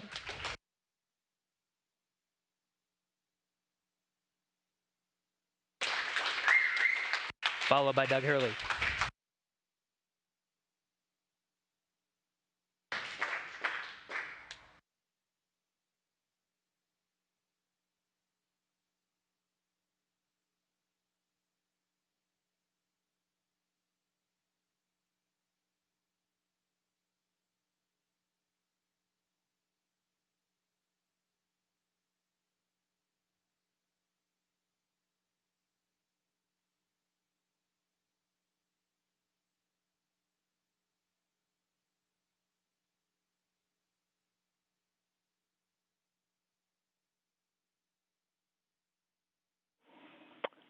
And Station Houston, we see you, and it's a great-looking photograph. So thanks for that. Stand by 1. We'll call you when we're ready for the event in the next few seconds. Got a whole bunch of very happy and grateful people making their way into MCC right now.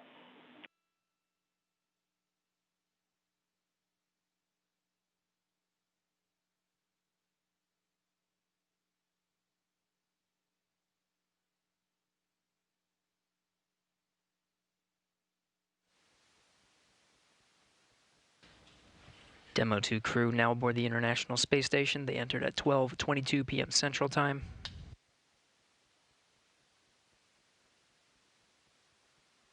The station at the time was 262 statute miles over Turkmenistan.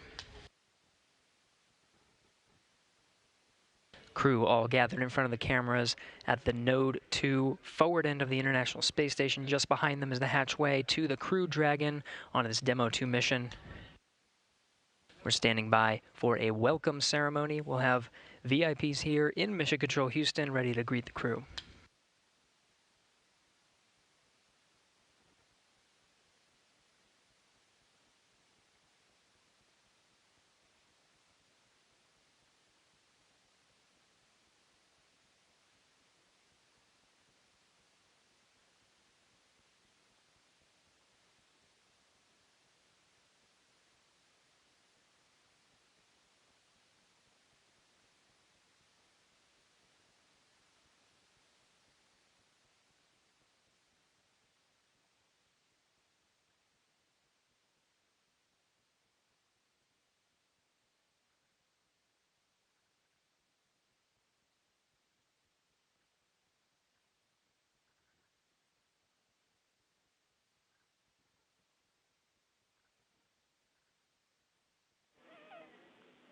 And Station, we're just about ready. Stand by.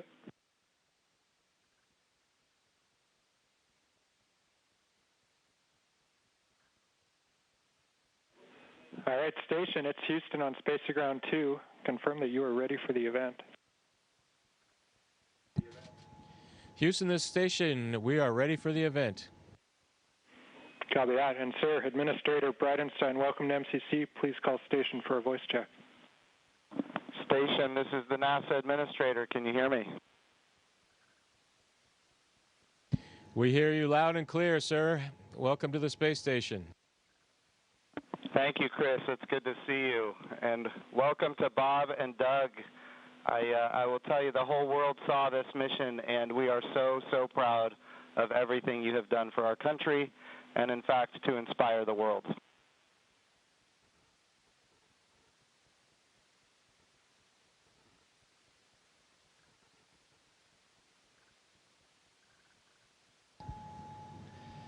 We sure appreciate that, sir. It's obviously been our honor to be just a small part of this. We have to give credit to SpaceX, the Commercial Crew Program, and, of course, NASA. It's great to get the United States back in the crewed launch business, and we're just really glad to be on board this magnificent complex. Well, we have some VIPs with us here, and I'm sure they have some questions that they'd like to ask you, but I have one of my own before I turn it over. And I just wanted to find out if you guys got any sleep on your way up there the last, I'd say, I get 19 hours. Did you guys get any sleep?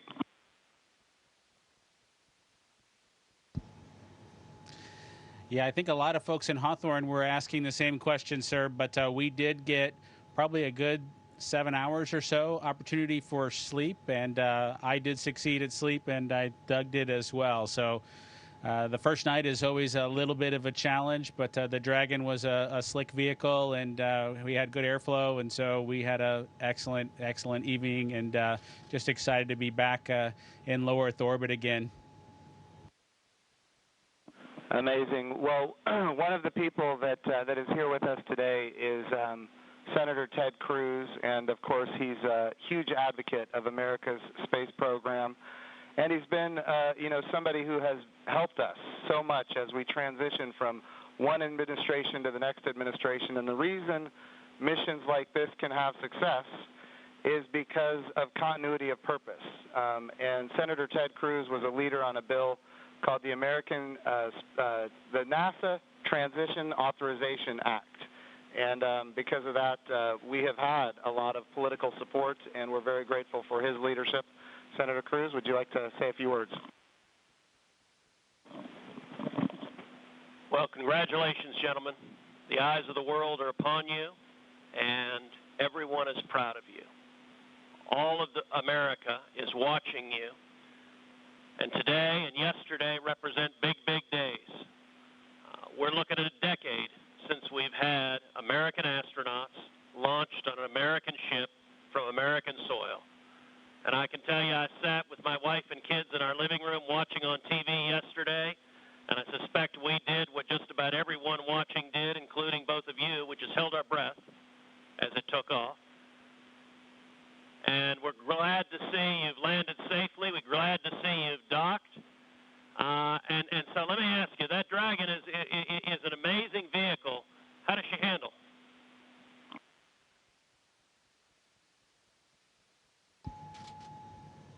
It flew just like it was supposed to. It was we had a couple opportunities to take it out for a spin, so to speak, once after we got into orbit last night, and again today about 20 minutes before we docked. And my compliments to the folks back at Hawthorne and SpaceX for how well it flew. It is exactly like the simulator, and we couldn't be happier about the performance of the vehicle. What do you guys hope to accomplish in your time on the International Space Station?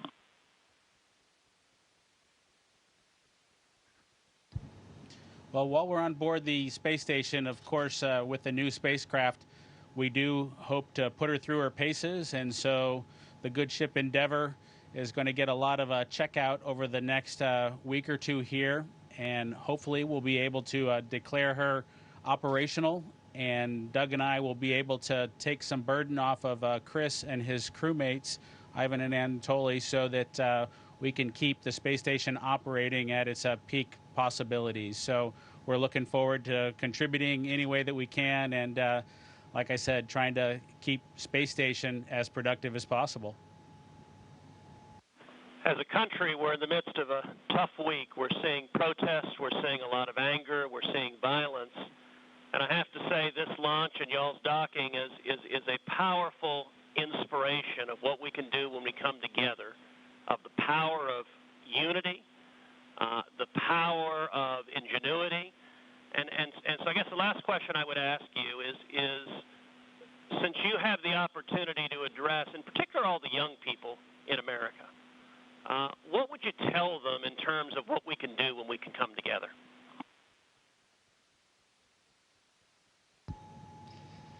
You know, that's a great question.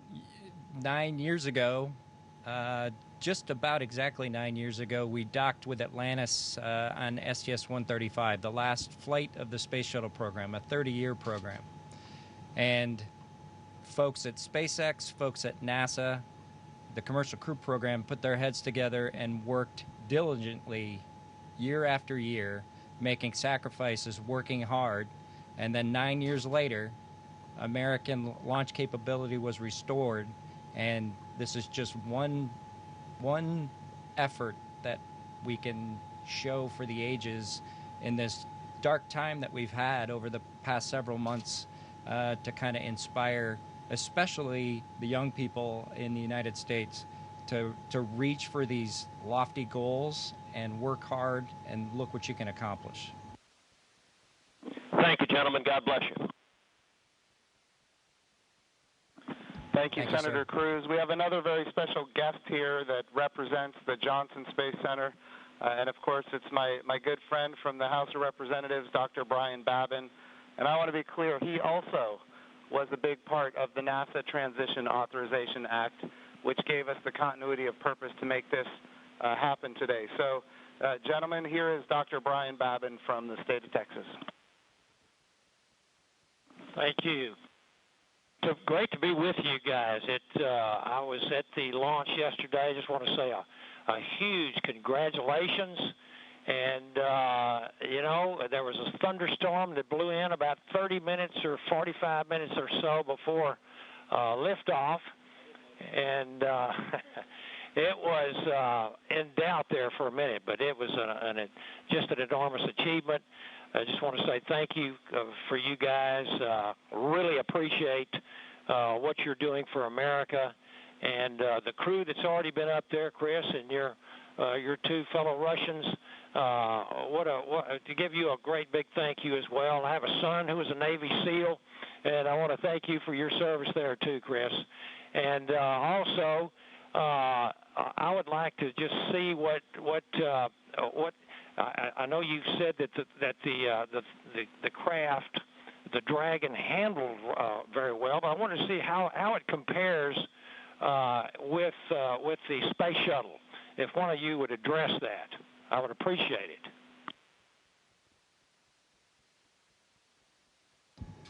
Well, thank you, sir. It certainly has been a long endeavor for us and our namesake spacecraft.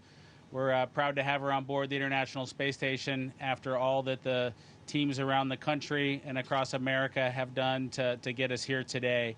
As far as a comparison with the space shuttle, both Doug and I took a few minutes while we were accomplishing the approach and docking to, in our spare time, talk a little bit about it. We were surprised a little bit at how smooth things were off the pad. The space shuttle is a pretty rough ride heading into orbit with the solid rocket boosters.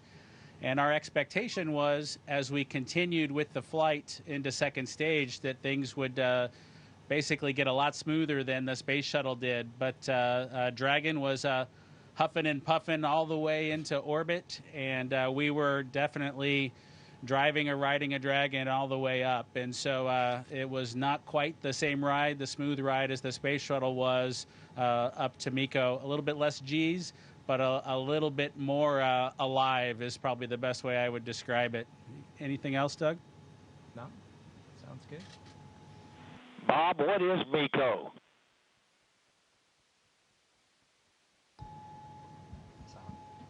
Sorry, I have to apologize for actually using the term MECO. It's a little bit confusing between the space shuttle and the Dragon vehicle. So it's a main engine cutoff is what MECO stands for. Those happened at different times in flight for the two vehicles. For the space shuttle, that was when you were all the way in orbit. For Dragon, that was just a little bit after 2 minutes. And then we had the single engine cutoff for second stage when we achieved orbit. So that time under the single engine under Dragon with one engine was more of an experience than the shuttle was for that 6.5 minutes or so that we were under that second stage motor. Well, I would just like to say, in fact, Doug, did you have something you wanted to add there? I met your mother and father yesterday, Doug, and great folks. They're very, very proud of their son.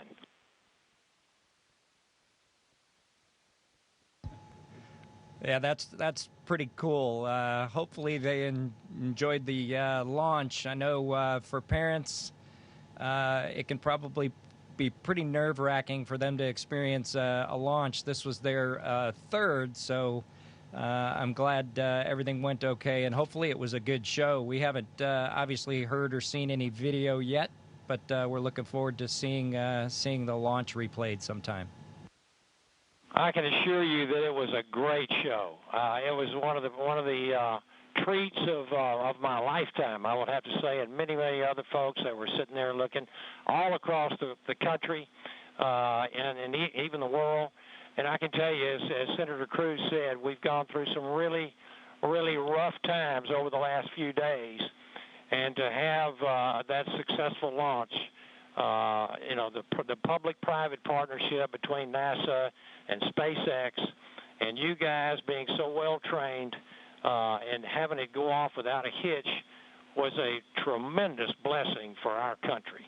And I can't tell you how many emails and communications I've gotten from people that who were so disturbed by what's been going on, transpiring around the country, to have the great news and the wonderful liftoff and everything going without a hitch.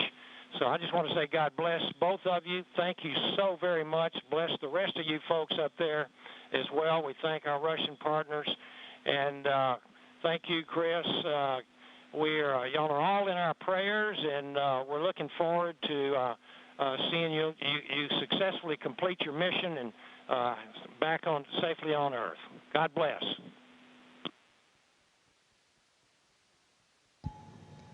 Thank you very much. Yeah, and just so you guys are aware, the show was in fact spectacular. The ratings on NASA TV beat everyone else. Not just some of them, it beat all of them, and that includes, yeah, just so everybody is aware, the whole world saw this. It trended #1 on Twitter. It was the #1 thing talked about on social media in general. This was an amazing moment, and it represents a transition in how we do space flight from the United States of America. NASA is not going to purchase, own, and operate rockets and capsules the way we used to. We're going to partner with commercial industry for access to low Earth orbit, and those partnerships are going to enable our providers to get customers that are not NASA and drive down our costs. And we're going to have numerous providers that are competing on cost and innovation and safety. And we're going to have more access to low Earth orbit than ever before.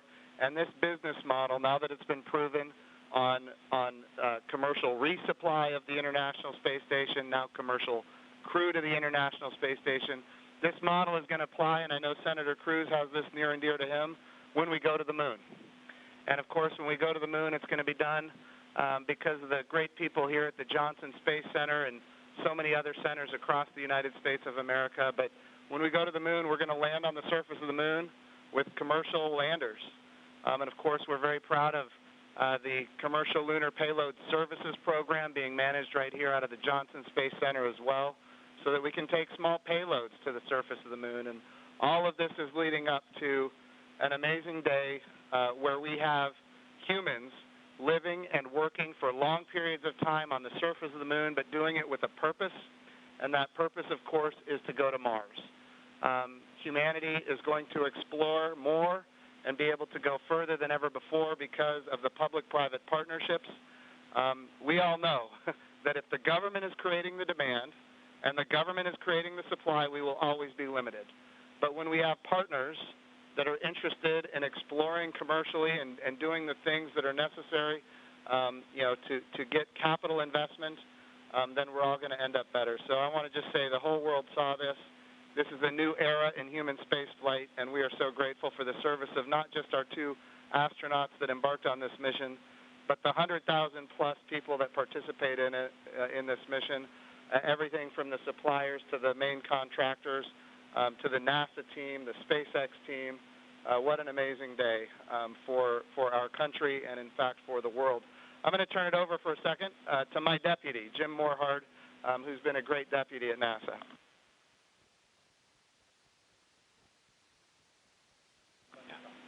Gentlemen, congratulations. You know, Jim's mentioned going to the moon. And yesterday and today, one, you've inspired the Artemis generation, which is our next generation. And that's what this is about. It's really bringing the children that we've got and our grandchildren forward so they'll be the ones that are going into deep space. This is the dawn of a new era, and we just thank you for being at the beginning of it. Thank you so much. It was absolutely our pleasure, but it's just a huge team effort across the board from SpaceX to NASA that made this all happen. We were just the lucky guys that got to fly the rocket yesterday. I have a question for Chris Cassidy. You know, our crew here decided to be about 3 days late. You got to work them overtime, I presume, now to get them caught up on all the activities that they missed out on. Any plans for them?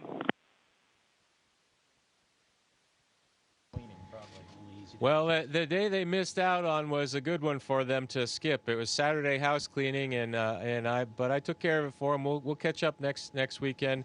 But in all seriousness, we've got a few things to take care of tonight. Make sure we're all safe and we know the plan in case something bad happens. And then we're looking forward to some operational stuff later in the month. Maybe we'll get outside and do some spacewalks. And our efforts in these coming weeks will be in that effort. So we're all super excited to have 2 more crewmates to the Expedition 63 team. Awesome. And of course, here in Houston, this is the home of the astronaut office, and the Johnson Space Center is led by Mark Geyer, and I'm going to turn it over to Mark for a few comments. Thank you, Jim. Hey, it's great to see all of you there. Good to see you, Bob and Doug. I know we talked a few days ago. You look a little taller than I remember you. And but I also want to thank Anatoly and Iman and of course Chris for what you guys have been doing since you all arrived. And I know there's been a ton to do, and you've been really busy, and I appreciate that. So I also like this visual of our international partnership. We have had a tremendous partnership with Roscosmos, and we will continue to do so. But it is nice to see crew arrive from this side of the space station. So that was pretty cool after 9 years. I did have one question for Chris, though. What might you do to ensure that Bob and Doug stay longer? Do you have any strategy there?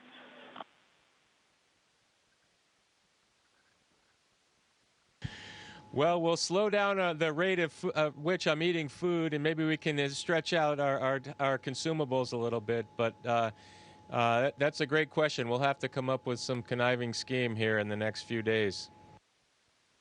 All right, thank you. Thanks, guys. Look forward to greeting the 3 of you eventually back in Ellington after your work is complete. Thank you. And of course, Mark Geyer has an amazing deputy, Vanessa Weiss, if you'd like to come and say a few words. Thank you, Jim.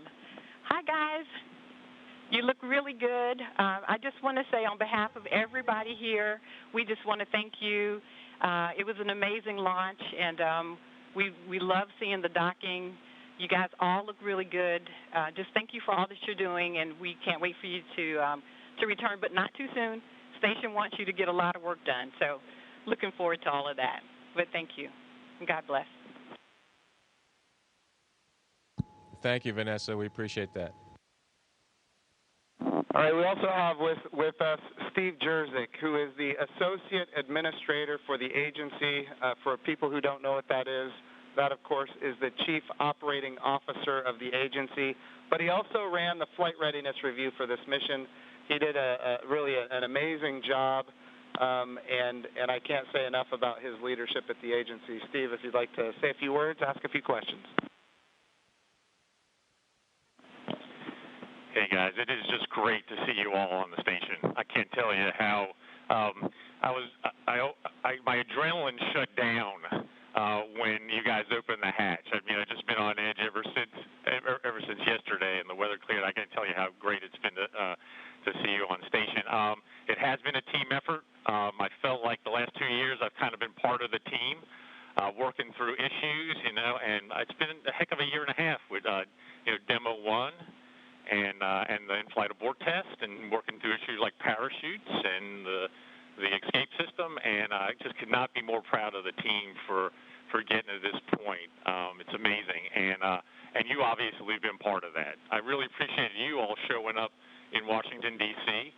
at our reviews, and because the last thing we do at those reviews is look at you all, because you guys are the risk takers, and make sure you're okay with where we are and where we're headed. So I really appreciate that. I really appreciate your active participation in that.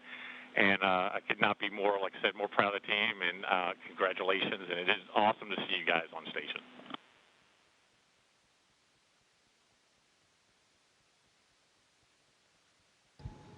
Well, thank you, sir. We're just proud to be a part of the team that got to bring space flight back to the Florida coast. I appreciated the comment earlier that it was nice to see a vehicle come to the forward portion of the space station, but I'll tell you what, that's the only way Doug and I know how to do it.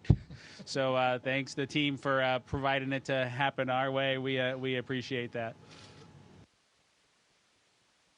Well, Bob and Doug, just so you're aware, I'm being given the wrap signal. Doug, did you have something to say before we wrap it up here? Oh, no, sir. We're just happy to be here, and Chris is going to put us to work, and hopefully we will fit in and not mess too many things up. I have no doubt that you guys are going to do amazing work. I just want you to know the president came to the launch, and the vice president came to the launch. About half the cabinet was at the launch. We had members of Congress and members of the Senate from both sides of the aisle. And this was an amazing moment of unity for the nation. It was an amazing moment for the whole world to look up. In the midst of the coronavirus pandemic and some other challenges, we were able to have this very, very special moment where we could all look at the future and say that things are going to be brighter tomorrow than they are today. And you and the NASA team and the SpaceX team gave us that opportunity, and for that we are so, so grateful. I would also be remiss as the NASA administrator if I didn't promote what comes next. And of course, this is the beginning. We are now launching to low Earth orbit again, but we will soon be going to the moon. We will be going to the moon sustainably with commercial partners and international partners. We're going to use the resources of the moon to learn how to live and work for long periods of time. Ultimately, we're going to take all of that knowledge and we're going to go to Mars. And of course, this time when we go to the moon, we go with a very diverse, highly qualified astronaut corps that includes women, which is why we call the program Artemis, named after the twin sister of Apollo, and she, in Greek mythology, was the goddess of the moon. This is the beginning. There is so much more to come, and I'm glad that our representatives of the Johnson Space Center are here because we're going to be asking them to fund this project. And what an amazing day that you guys have given us. So thank you from not just me and the people here, but from the United States of America and people all around the world. I'm more popular on Twitter than I've ever been, and it's because of you guys. Thank you.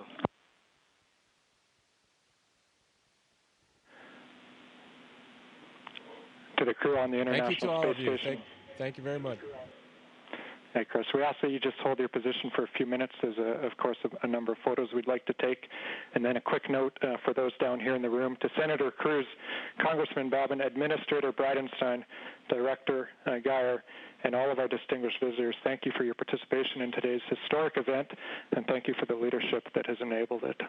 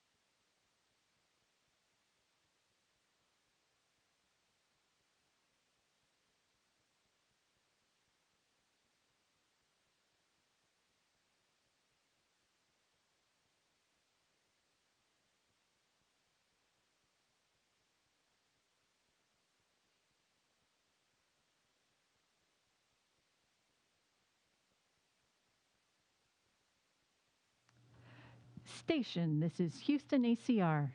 Thank you. That concludes our event as we count down to 20 continuous years of humans living and working on the International Space Station.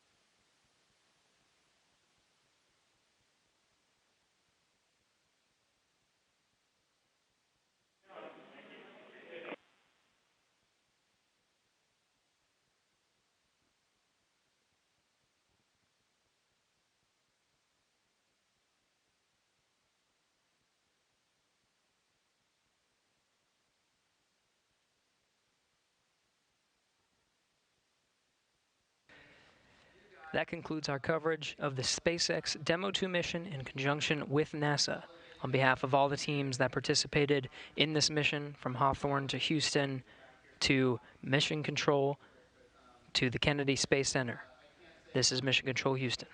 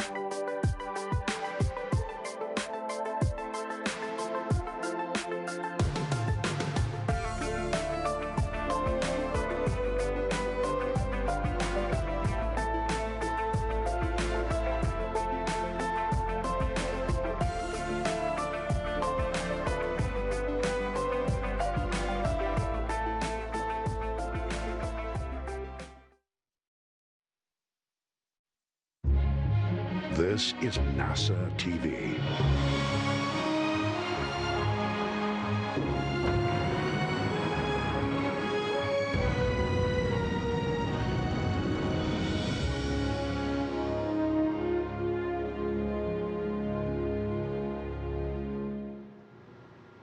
Good afternoon and welcome to the Johnson Space Center. My name is Bettina Nklan with NASA Communications. Thank you for joining us for this post-docking news briefing of the NASA SpaceX Demo 2 mission. Just moments ago, astronauts Bob Behnken and Douglas Hurley arrived at the International Space Station aboard the Crew Dragon.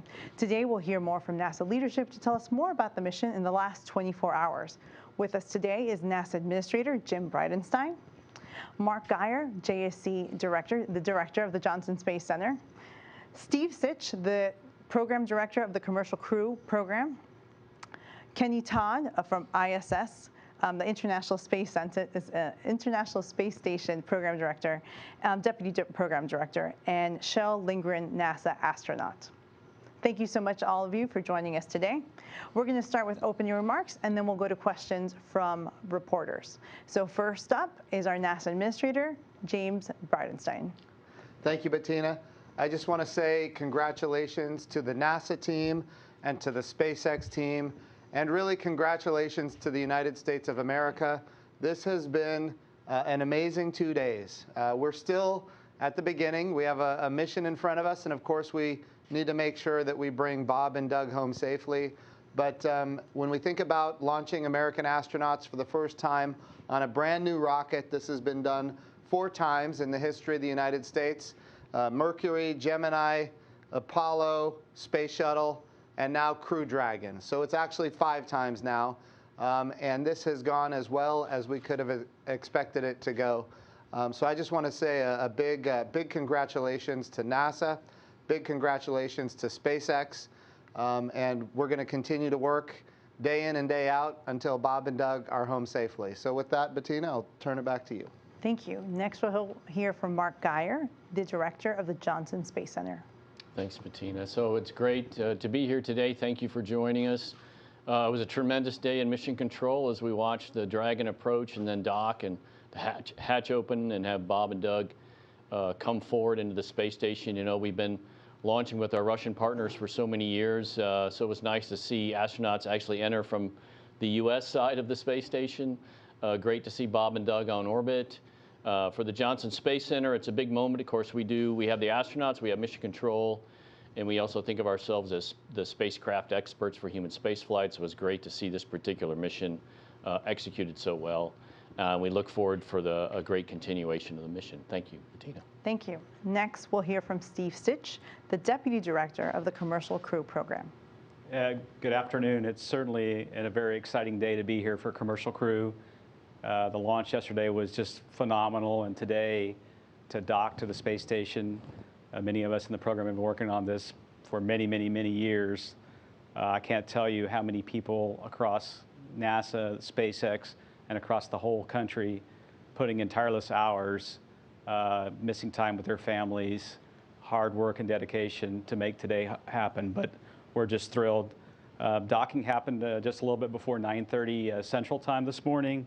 We got the hatches opened at 12:02. Really what's been happening since launch over the last 24 hours has been a series of rendezvous burns to raise the orbit and then get into this approach phase today.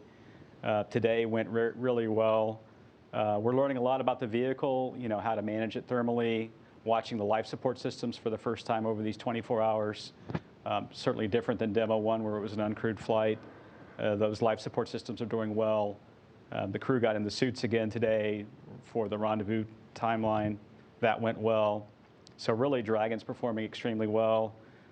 Just kind of the next few hours and into tomorrow, you know, the crew now is joined as part of the space station crew. There's a safety brief going on today. They'll go to sleep here around 4:30 this afternoon. And then they join the station complement of crew to execute what we need on station. So it's kind of this hybrid mission still. We'll have some other objectives while we're docked to demonstrate other capabilities of Dragon. It serves as a lifeboat. We'll practice some of that in the next couple days. And we'll do some other tests just to verify all the Dragon systems. But again, we're really excited. We're going to continue to look at all the data. You know, great mission so far, but we've got to continue to be vigilant and look at all the data while we're docked. I'll turn it back over to you, Bettina. Thank you. Next, we'll hear from Kenny Todd, the ISS Deputy Program Manager. Well, thank you, Bettina, and it's great to be here. What an incredible 24 hours for human space flight. you don't have to be just American if you're just a fan of human space flight and exploring and going beyond the levels of what we understand to discover.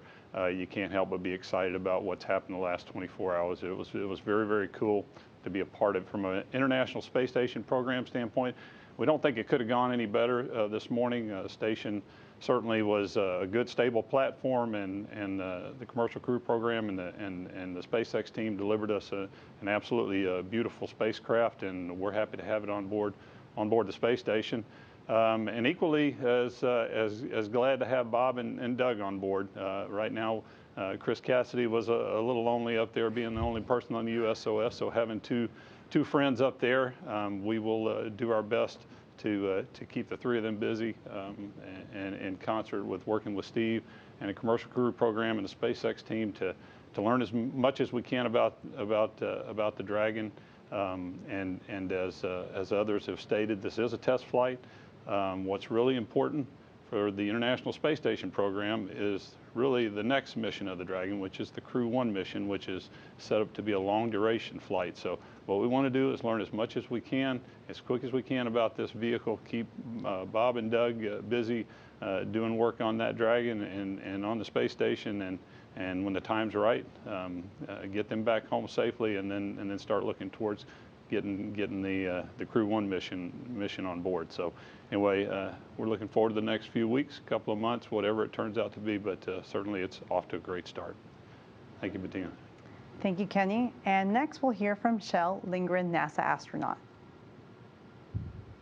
Thank you, Bettina. You know, what an incredible privilege to be a part of this phenomenal team, this NASA-SpaceX partnership, and to be a part of this historic past 24 hours, to see that launch, to see the vehicle dock with the International Space Station. Incredibly happy for Bob and Doug, for NASA, for SpaceX, and for America. You know, for the past year and a half, I've had the opportunity to train as the backup for this mission, to work with Bob and Doug, with SpaceX, and with NASA. And it was just so cool to get to see all that training, those procedures, the simulations, all kind of culminate in it happening real time. And so incredibly excited to see Bob and Doug get to work now as they do the space station's mission, and then return safely home. You know, I know that my colleagues and friends in the astronaut office are incredibly excited too. This mission represents the opportunity to launch from U.S. soil in the future, and we're excited about that mission and excited to have the opportunity to fly in the future on this and our other partner spacecraft. Thank you, Shel. If you would like to ask a question, you would please press *1 and you'll be part of the queue. We'll try to get to as many questions as possible. As usual, we're going to ask for one question per reporter to give all the media as many opportunities as possible to ask their questions. And please direct your question to the person that you want it to get answered. So we'll start with our first question from Marina Curran. Hi, everyone. Congrats on a successful docking. Jim, this question is for you. As Bob and Doug slept last night, the situation on the ground in the United States escalated. And you said before that this mission is meant to bring people together and unite America. Unfortunately, it's clear that a space mission, even one as historic as this one is, can't do that, not in 1969 and not in 2020. So I'm wondering, do you think that the message here should change in any way? How can we celebrate American space exploration while also recognizing what Americans are going through at home? Yeah, so I think I'll just speak from the heart. I think you know, our country is going through some real challenges right now, and that's true when you look at the unrest and when you look at the coronavirus pandemic. Times are really tough, but we've been through tough times before, and even in those tough times, the United States of America has an amazing ability to accomplish astonishingly impressive achievements. And that's what this was. And I will say that I think, you know, there was a moment of time yesterday when these two astronauts launched, when everybody paused and we thought about what the future could be and how much brighter it could be than it is right now at this moment. And NASA has a history of doing these astonishing things in tough times. It requires leadership, and we've been able to achieve it. Even in the coronavirus pandemic, we made sure that we protected this mission. This was the highest priority for the United States of America, or for at least for NASA. We were launching American astronauts on American rockets from American soil, and our objective was to get that done. And so we moved very quickly. When the coronavirus pandemic first broke out, we moved very quickly to move to stage 3 and then to stage 4, make sure everybody was working from home. But we protected this mission. We protected the Mars Perseverance mission. We named it Perseverance intentionally because we need to persevere right now. The Mars Perseverance mission is going to launch in July. But yes, these are very unifying things. When we talk about human space exploration, it has strong bipartisan support. When we talk about space exploration in general and the science and discovery that comes from it, which is what we're going to get from the Mars Perseverance mission, these are unifying kind of things. Republicans and Democrats, and even internationally, we get support for these kind of activities. So I do think that this was a moment in time for people to reflect on what is great about exploration, what is great about the United States of America, and what we can achieve when we work together. Thank you, Jim. Our next question comes from Stephen Clark. Hi, thank you for taking my question. My question is probably for Steve Stitch. Looking forward, looking ahead over the next few weeks, I know you'll be looking at some data on the solar arrays to determine how long this mission can remain in orbit. Do you have any idea how long that will take, when that assessment might occur? Do you have some sort of idea whether it's days or weeks as you monitor the solar array performance? And if I could also quickly, what are the differences between this spacecraft on Demo 2 and the Crew Dragon that'll fly Crew 1? I know there are some differences. Can you sort of describe a few of those? Thank you. Yeah, sure, Stephen. To address your first question, how long is the mission going to be? We've certified the systems on this Dragon vehicle to be able to last about 120 days. So that's the capability, and that is driven by the solar arrays. They slowly degrade over time. We'll start watching those. We'll power up the spacecraft about once a week, and we'll get some data on those solar arrays. So it'll probably take a few weeks to get trending on that to see, hey, is that 120 days about right? Today, the Dragon is extremely healthy. There's really no major problems, so it should be able to stay for a longer period of time. But not only are we looking at this particular vehicle, we're also looking ahead to Crew 1. As Kenny said, that's an important mission for us. It has 4 crew. It really is what Commercial Crew is about, having a vehicle ready to do these increment missions. So we'll look at that readiness of that vehicle. Right now it's targeting toward being launch ready at the end of August timeframe. And so we'll just kind of continue to look at this vehicle. Is it performing well? We'll look at the readiness of that vehicle. And then, in a month or so, we'll be able to make a decision as to how long to keep this vehicle in orbit.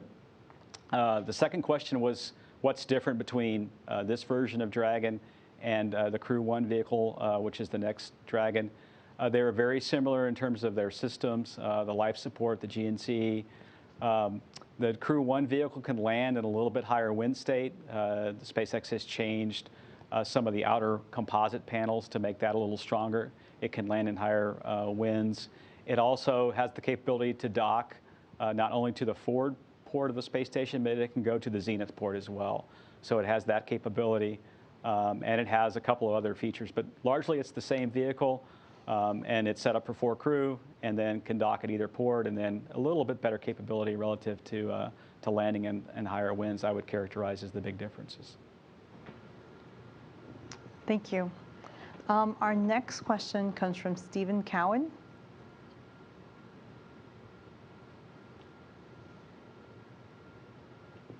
Did you mean Keith Cowan? Oh, sorry, the operator put Stephen Cowan. Keith, happy you can join us. Your question, please.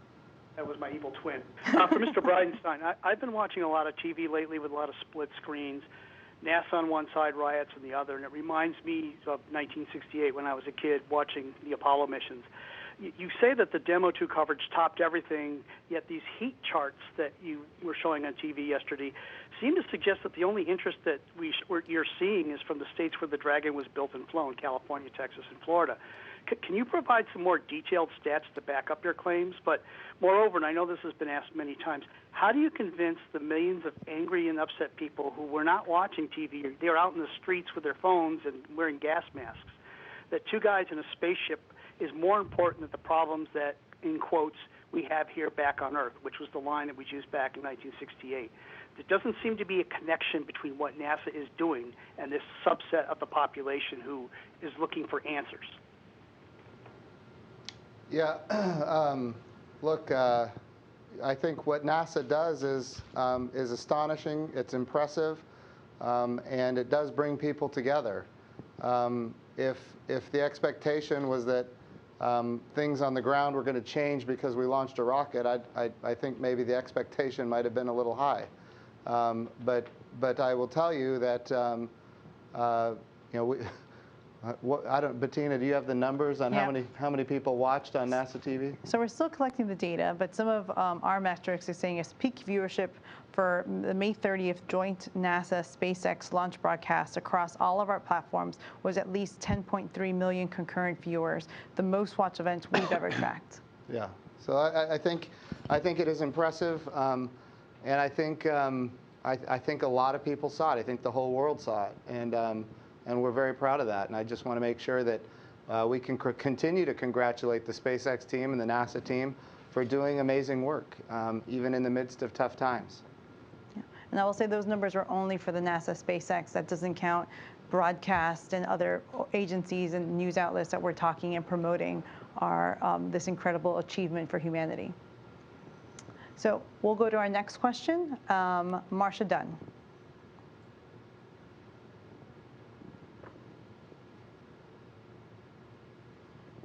Talk with Elon Musk since docking, and if so, if you've heard from him and how he's dealing with all the good news today. Thank you. Marcia, can you repeat your question? We think we missed the first half of it. And if anyone has other questions, please press *1 to be added to the queue. But Marcia, if you could please repeat your question.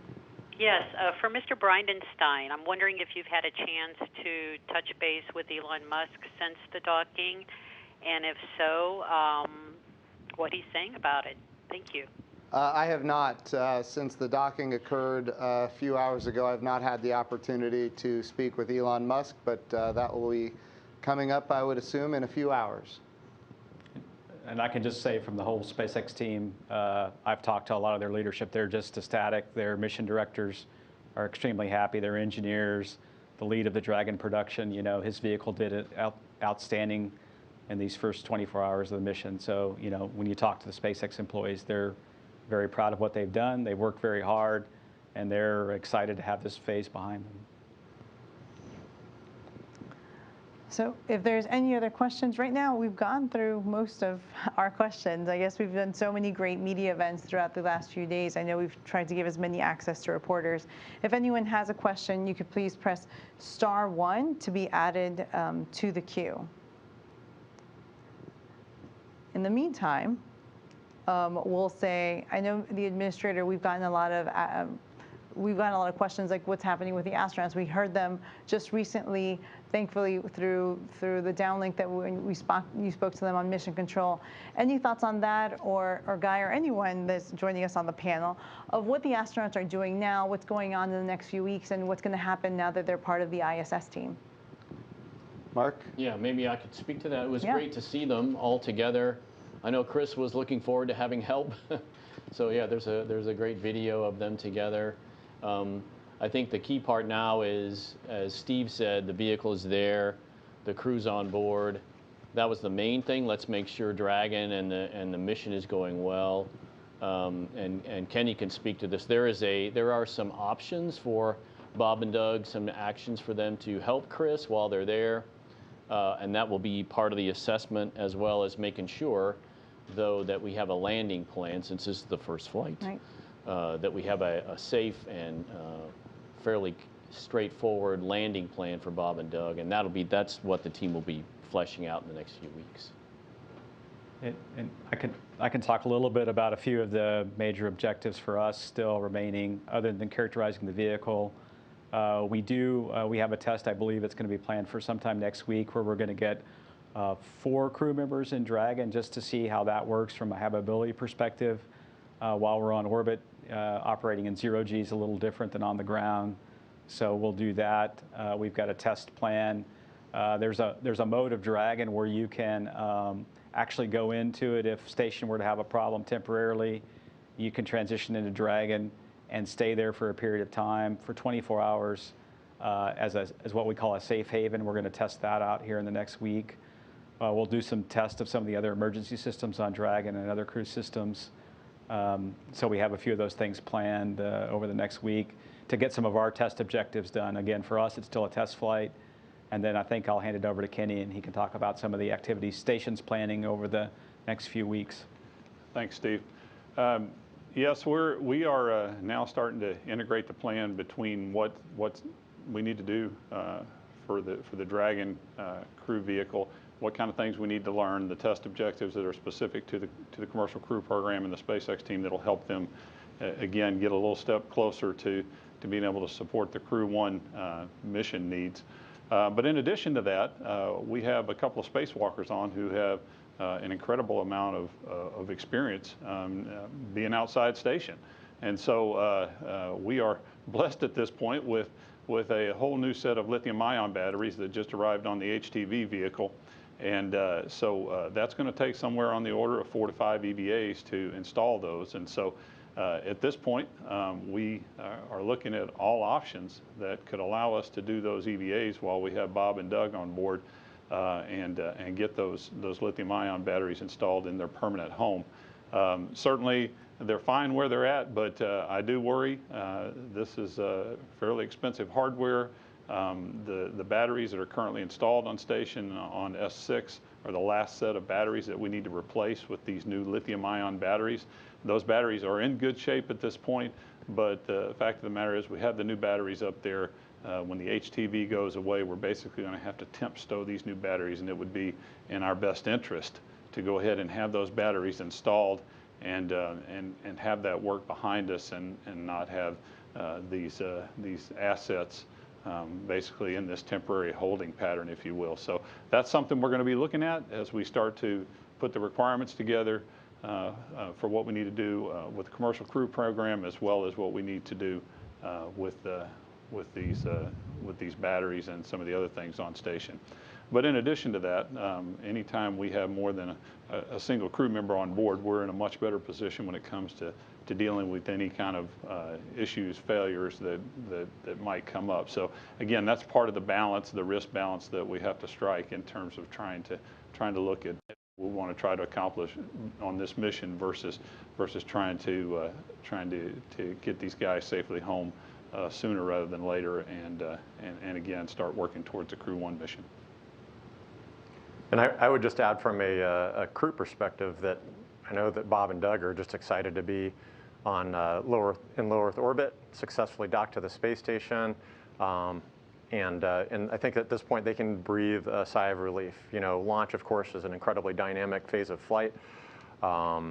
Meeting all of the manual flying objectives, having the opportunity to fly a spaceship in low Earth orbit, both away from the station and then closer to the station, to demonstrate that capability, and then to have a successful docking and to come through that hatch, that at this point they can relax a little bit and enjoy being on the International Space Station, having that opportunity to look out the window, to see the Earth below, to float, to maybe have a meal with the crew that's on board that they just joined. I know they're doing a safety brief right now, and I recall doing that, meeting up with Scott Kelly and the rest of the crew members that were on board during my expedition, and going through all of the emergency equipment, kind of being shown, hey, this is where the toilet is, this is where you're staying, this is where the food is, kind of crossing off all of those important items, and then having that opportunity to just get used to floating in space, being in that weightless environment. And Bob and Doug, of course, are veteran space flyers, so that readaptation process will happen very quickly. But I know that they're enjoying being in low Earth orbit and looking forward to the work ahead. But at this point, kind of reflecting on the incredible experience, the incredible past 24 hours, and the team at NASA, at SpaceX, their family and friends that really helped them get up there. Thank you so much. I know, Mr. You were talking earlier about what's next with the program. Anything to add on that? Obviously, you know, we've had a big agenda to commercialize low Earth orbit. That's underway. Certainly, we are launching American astronauts commercially. We need SpaceX to go get customers that are not NASA. We've already seen evidence of that, which is a very positive thing for the agency because it's going to drive down our costs in the long run. We need to get another commercial partner on board. Boeing is working towards that, that objective with NASA, and I think that we're going to have success there within the next year. We think about really why are we doing these commercial public-private partnerships? Well, we're doing it because we're changing the business model. If the government is providing all of the demand for human spaceflight, and then the government is providing all of the supply for human spaceflight, we will always be limited by budgets. And many times those budgets are whimsical based on the desires of the politicians that happen to be in those roles at the time. So if we want to have a sustainable long-term exploration campaign that includes not just government money but also private money, we have to build these partnerships, and we're doing it. It's proving to be successful. Costs are coming down, access is going up, and we don't want to just stay in low Earth orbit. We want to go to the moon and onto Mars. That's going to require more investment, and of course, as we commercialize low Earth orbit, more resources will be available for the moon program. We call it Artemis, and eventually Mars. And so that's really the future that we're looking towards. We need to be focused on how we use the International Space Station for a commercialization effort so that private capital will flow in, again, with public-private partnerships to the point where not just experiments are privately funded, but also space stations themselves are privately funded. And of course, the Johnson Space Center here, where we are right now, is going to be a leader in that effort. And of course, when we go to the moon, we want to be able to stay. And in order to achieve that, we need commercial partners on the surface of the moon. And to that end, the president recently signed an executive order saying that the resources that are extracted from the moon are available to the people who extract those resources.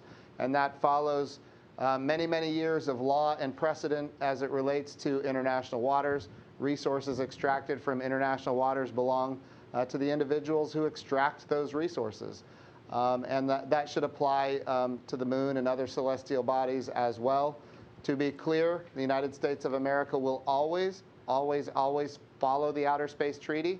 And the moon and other celestial bodies cannot be appropriated for national sovereignty, just like the ocean cannot be appropriated for national sovereignty. Although some nations don't follow that, that is the international law. And so we want to apply American values as we go forward.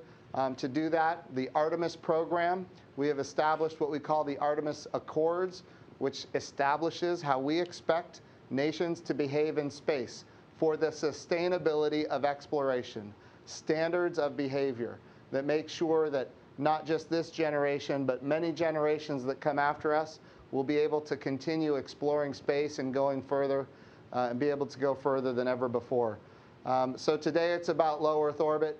Tomorrow it's about the moon.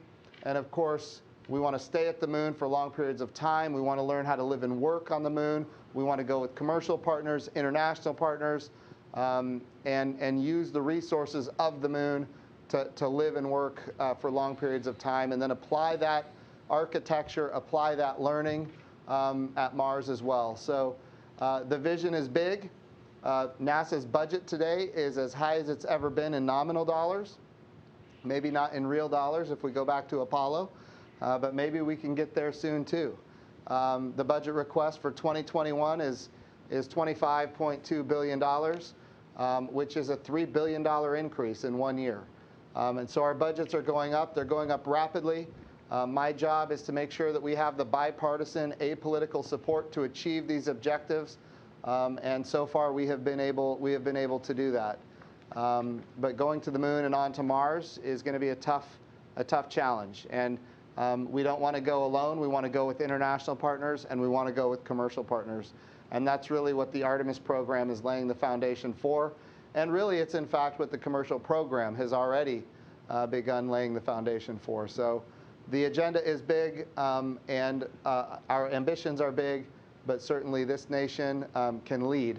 And we want to lead in space. We want to build a coalition that can work together to achieve these stunning achievements. We've started that with the International Space Station, but there's a lot of room for more. We've got 15 countries that operate the ISS, and there's a lot more countries that want to join us, and certainly we want them to be a part of it as well. So the future is very bright. Great. We have a next question from Mike Wallace, and if you want to ask a question, you press *1. Mike Wallace? Hi there, Mike Wallace, Space.com. Thank you, guys. Yeah, this is a very exciting day. I just want to say congratulations to everybody. I was just wondering, Kenny, this is probably for Kenny. Like, have you heard anything from the international partners kind of based on this milestone? And what are their thoughts about having another private spaceship coming up to the space station, and how it could that kind of theoretically be used by the international partners in the space station? Thank you. You bet, Mike, and that's a gret question. I've heard from all of our international partner contacts this morning.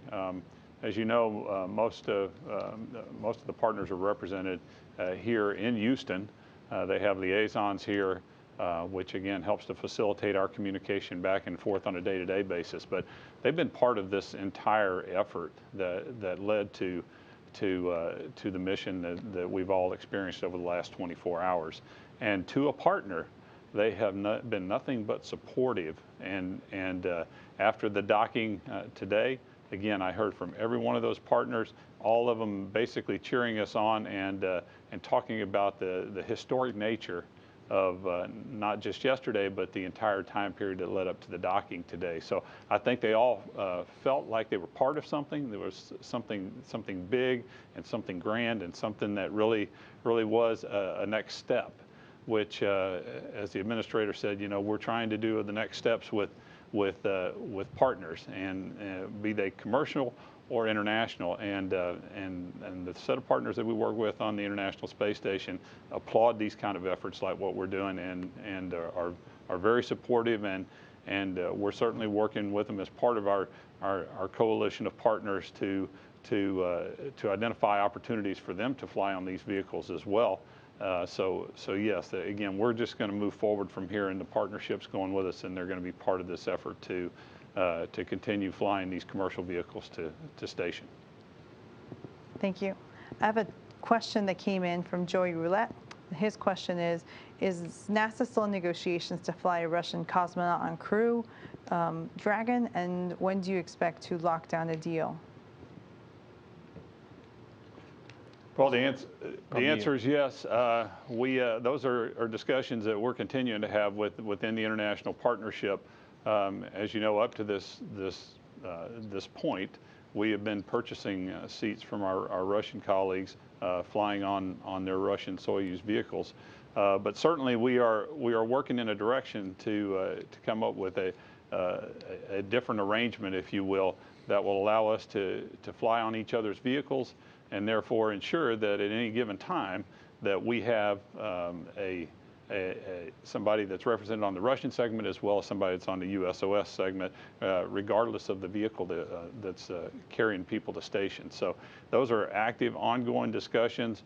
I anticipate, those discussions are going to continue to progress forward, especially as we continue to see more successes with these missions with Steve, Kathy, and the Commercial Crew Program. So absolutely, those are active discussions, and again, we'll continue to head in that direction. Great. Our next question is from Marina Corin. Marina? Can you hear me okay? Yes. Oh, great. Question about Doug. After he entered the space station, we saw him dabbing at his forehead, and then someone got him a tissue. Poor guy looked like he hit his head on the way out. Is that what happened? Did he start bleeding, and is he okay? Yeah, I can take that one. I mean, yeah, Doug did, as he was coming through, he bumped his head. Chell could probably talk to this. It happens sometimes while you're on station. He's fine. He looked great in the press conference. It just is one of those things. I think Chell talked about adapting, right, as you get your space legs underneath you. He was in a relatively small vehicle for the first 19 hours or so. Then he went into a big vehicle, and he bumped his head a little bit, but he's doing fine. And I haven't had a chance to chat with Doug yet, of course, but I can tell you that for those of us, especially first-time flyers, it takes, I think, a good 4 to 6 weeks to really adapt to that weightless environment. And as the veteran crew on board, when you have new folks coming aboard, and I know for myself that as I translated through those long modules for the first time, I would leave cameras and equipment, be knocking those off of the wall. And so it definitely takes a little bit of time to get your space legs. I know Bob and Doug will transition very quickly, but it was awesome to see them coming through that forward hatch. We haven't seen that for many years, and we're looking forward to many more crews coming through that forward and the overhead hatch as well. Thank you. We'll do our last question from Marcia Dunn. Yes, hi, either for Steve or Kenny. When do you anticipate deciding whether to proceed with the spacewalks, and how quickly could you start kicking them off? Would this be June, do you think, or would you wait till July? Thanks a lot. Hi, Marcia. We're still having those discussions. If we head down this path, it's most likely going to be towards the end of June. We had considered doing some upfront work ahead of this mission to start laying the groundwork for that, but decided against that, just to make sure that we got the crew on orbit, and that way we weren't in this constant sort of replan in case we were having technical issues or weather issues and so forth. So we made the decision that we would wait till the crew got on board and then start to lay some of these upfront items in the plan. So we've got about another week and a half, and then you'll start to see some build up. And again, you won't see it, but there will be things that'll start to happen in the direction of preparing for some EVAs that'll kick off around the end of June. I would tell you at this point, I would call that very preliminary planning, just because, again, we need to work with Steve and the rest of the agency leadership and make sure that we're well calibrated on how we want to approach the next few weeks with this Dragon on board, and making sure that we're learning everything that we can, and that we've got all the right priorities in place. But in order for us to do some EVAs, we've probably got about a week and a half, and then we'll need to start that ramp up in order to get out the hatch by about the end of June. And if we do head in that direction, we'll probably go on 6-day centers, with the exception of the middle of July timeframe, where we've got a high beta period, where the sun angle on the station, really, it's just because of the power issues that we have in those time frames, we probably would steer clear of trying to do an EVA in that time frame. But anyway, that's the general thinking. I would call it more at the 10,000 foot level at this point, as opposed to the 200 foot level, but hopefully that helps. Thank you so much. We're going to close it out with closing remarks from our administrator. Well, thank you, Bettina. I just want to again congratulate the NASA team and congratulate the SpaceX team. This has been a long time in the making, and I think it's been really astonishing to see how it came together. NASA set what the requirements were, and those requirements were based on payload and based on safety, and then our commercial partners innovated. And we got very unique solutions, one from SpaceX and one from Boeing. And as of right now, the SpaceX solution is attached to the International Space Station, and we will be working day in and day out to make sure that it comes home safely with our astronauts. And we will continue working with Boeing to make sure that they are successful as well, because they have had significant milestones that are impressive. and we need to get them across the finish line. So I just want to say congratulations to the Commercial Crew program. Steve Stitch, you and your team, and Kathy Leaders have done just amazing work, and we are so grateful to you, and we're grateful to the SpaceX team as well. And here we go. We're back. We're launching America.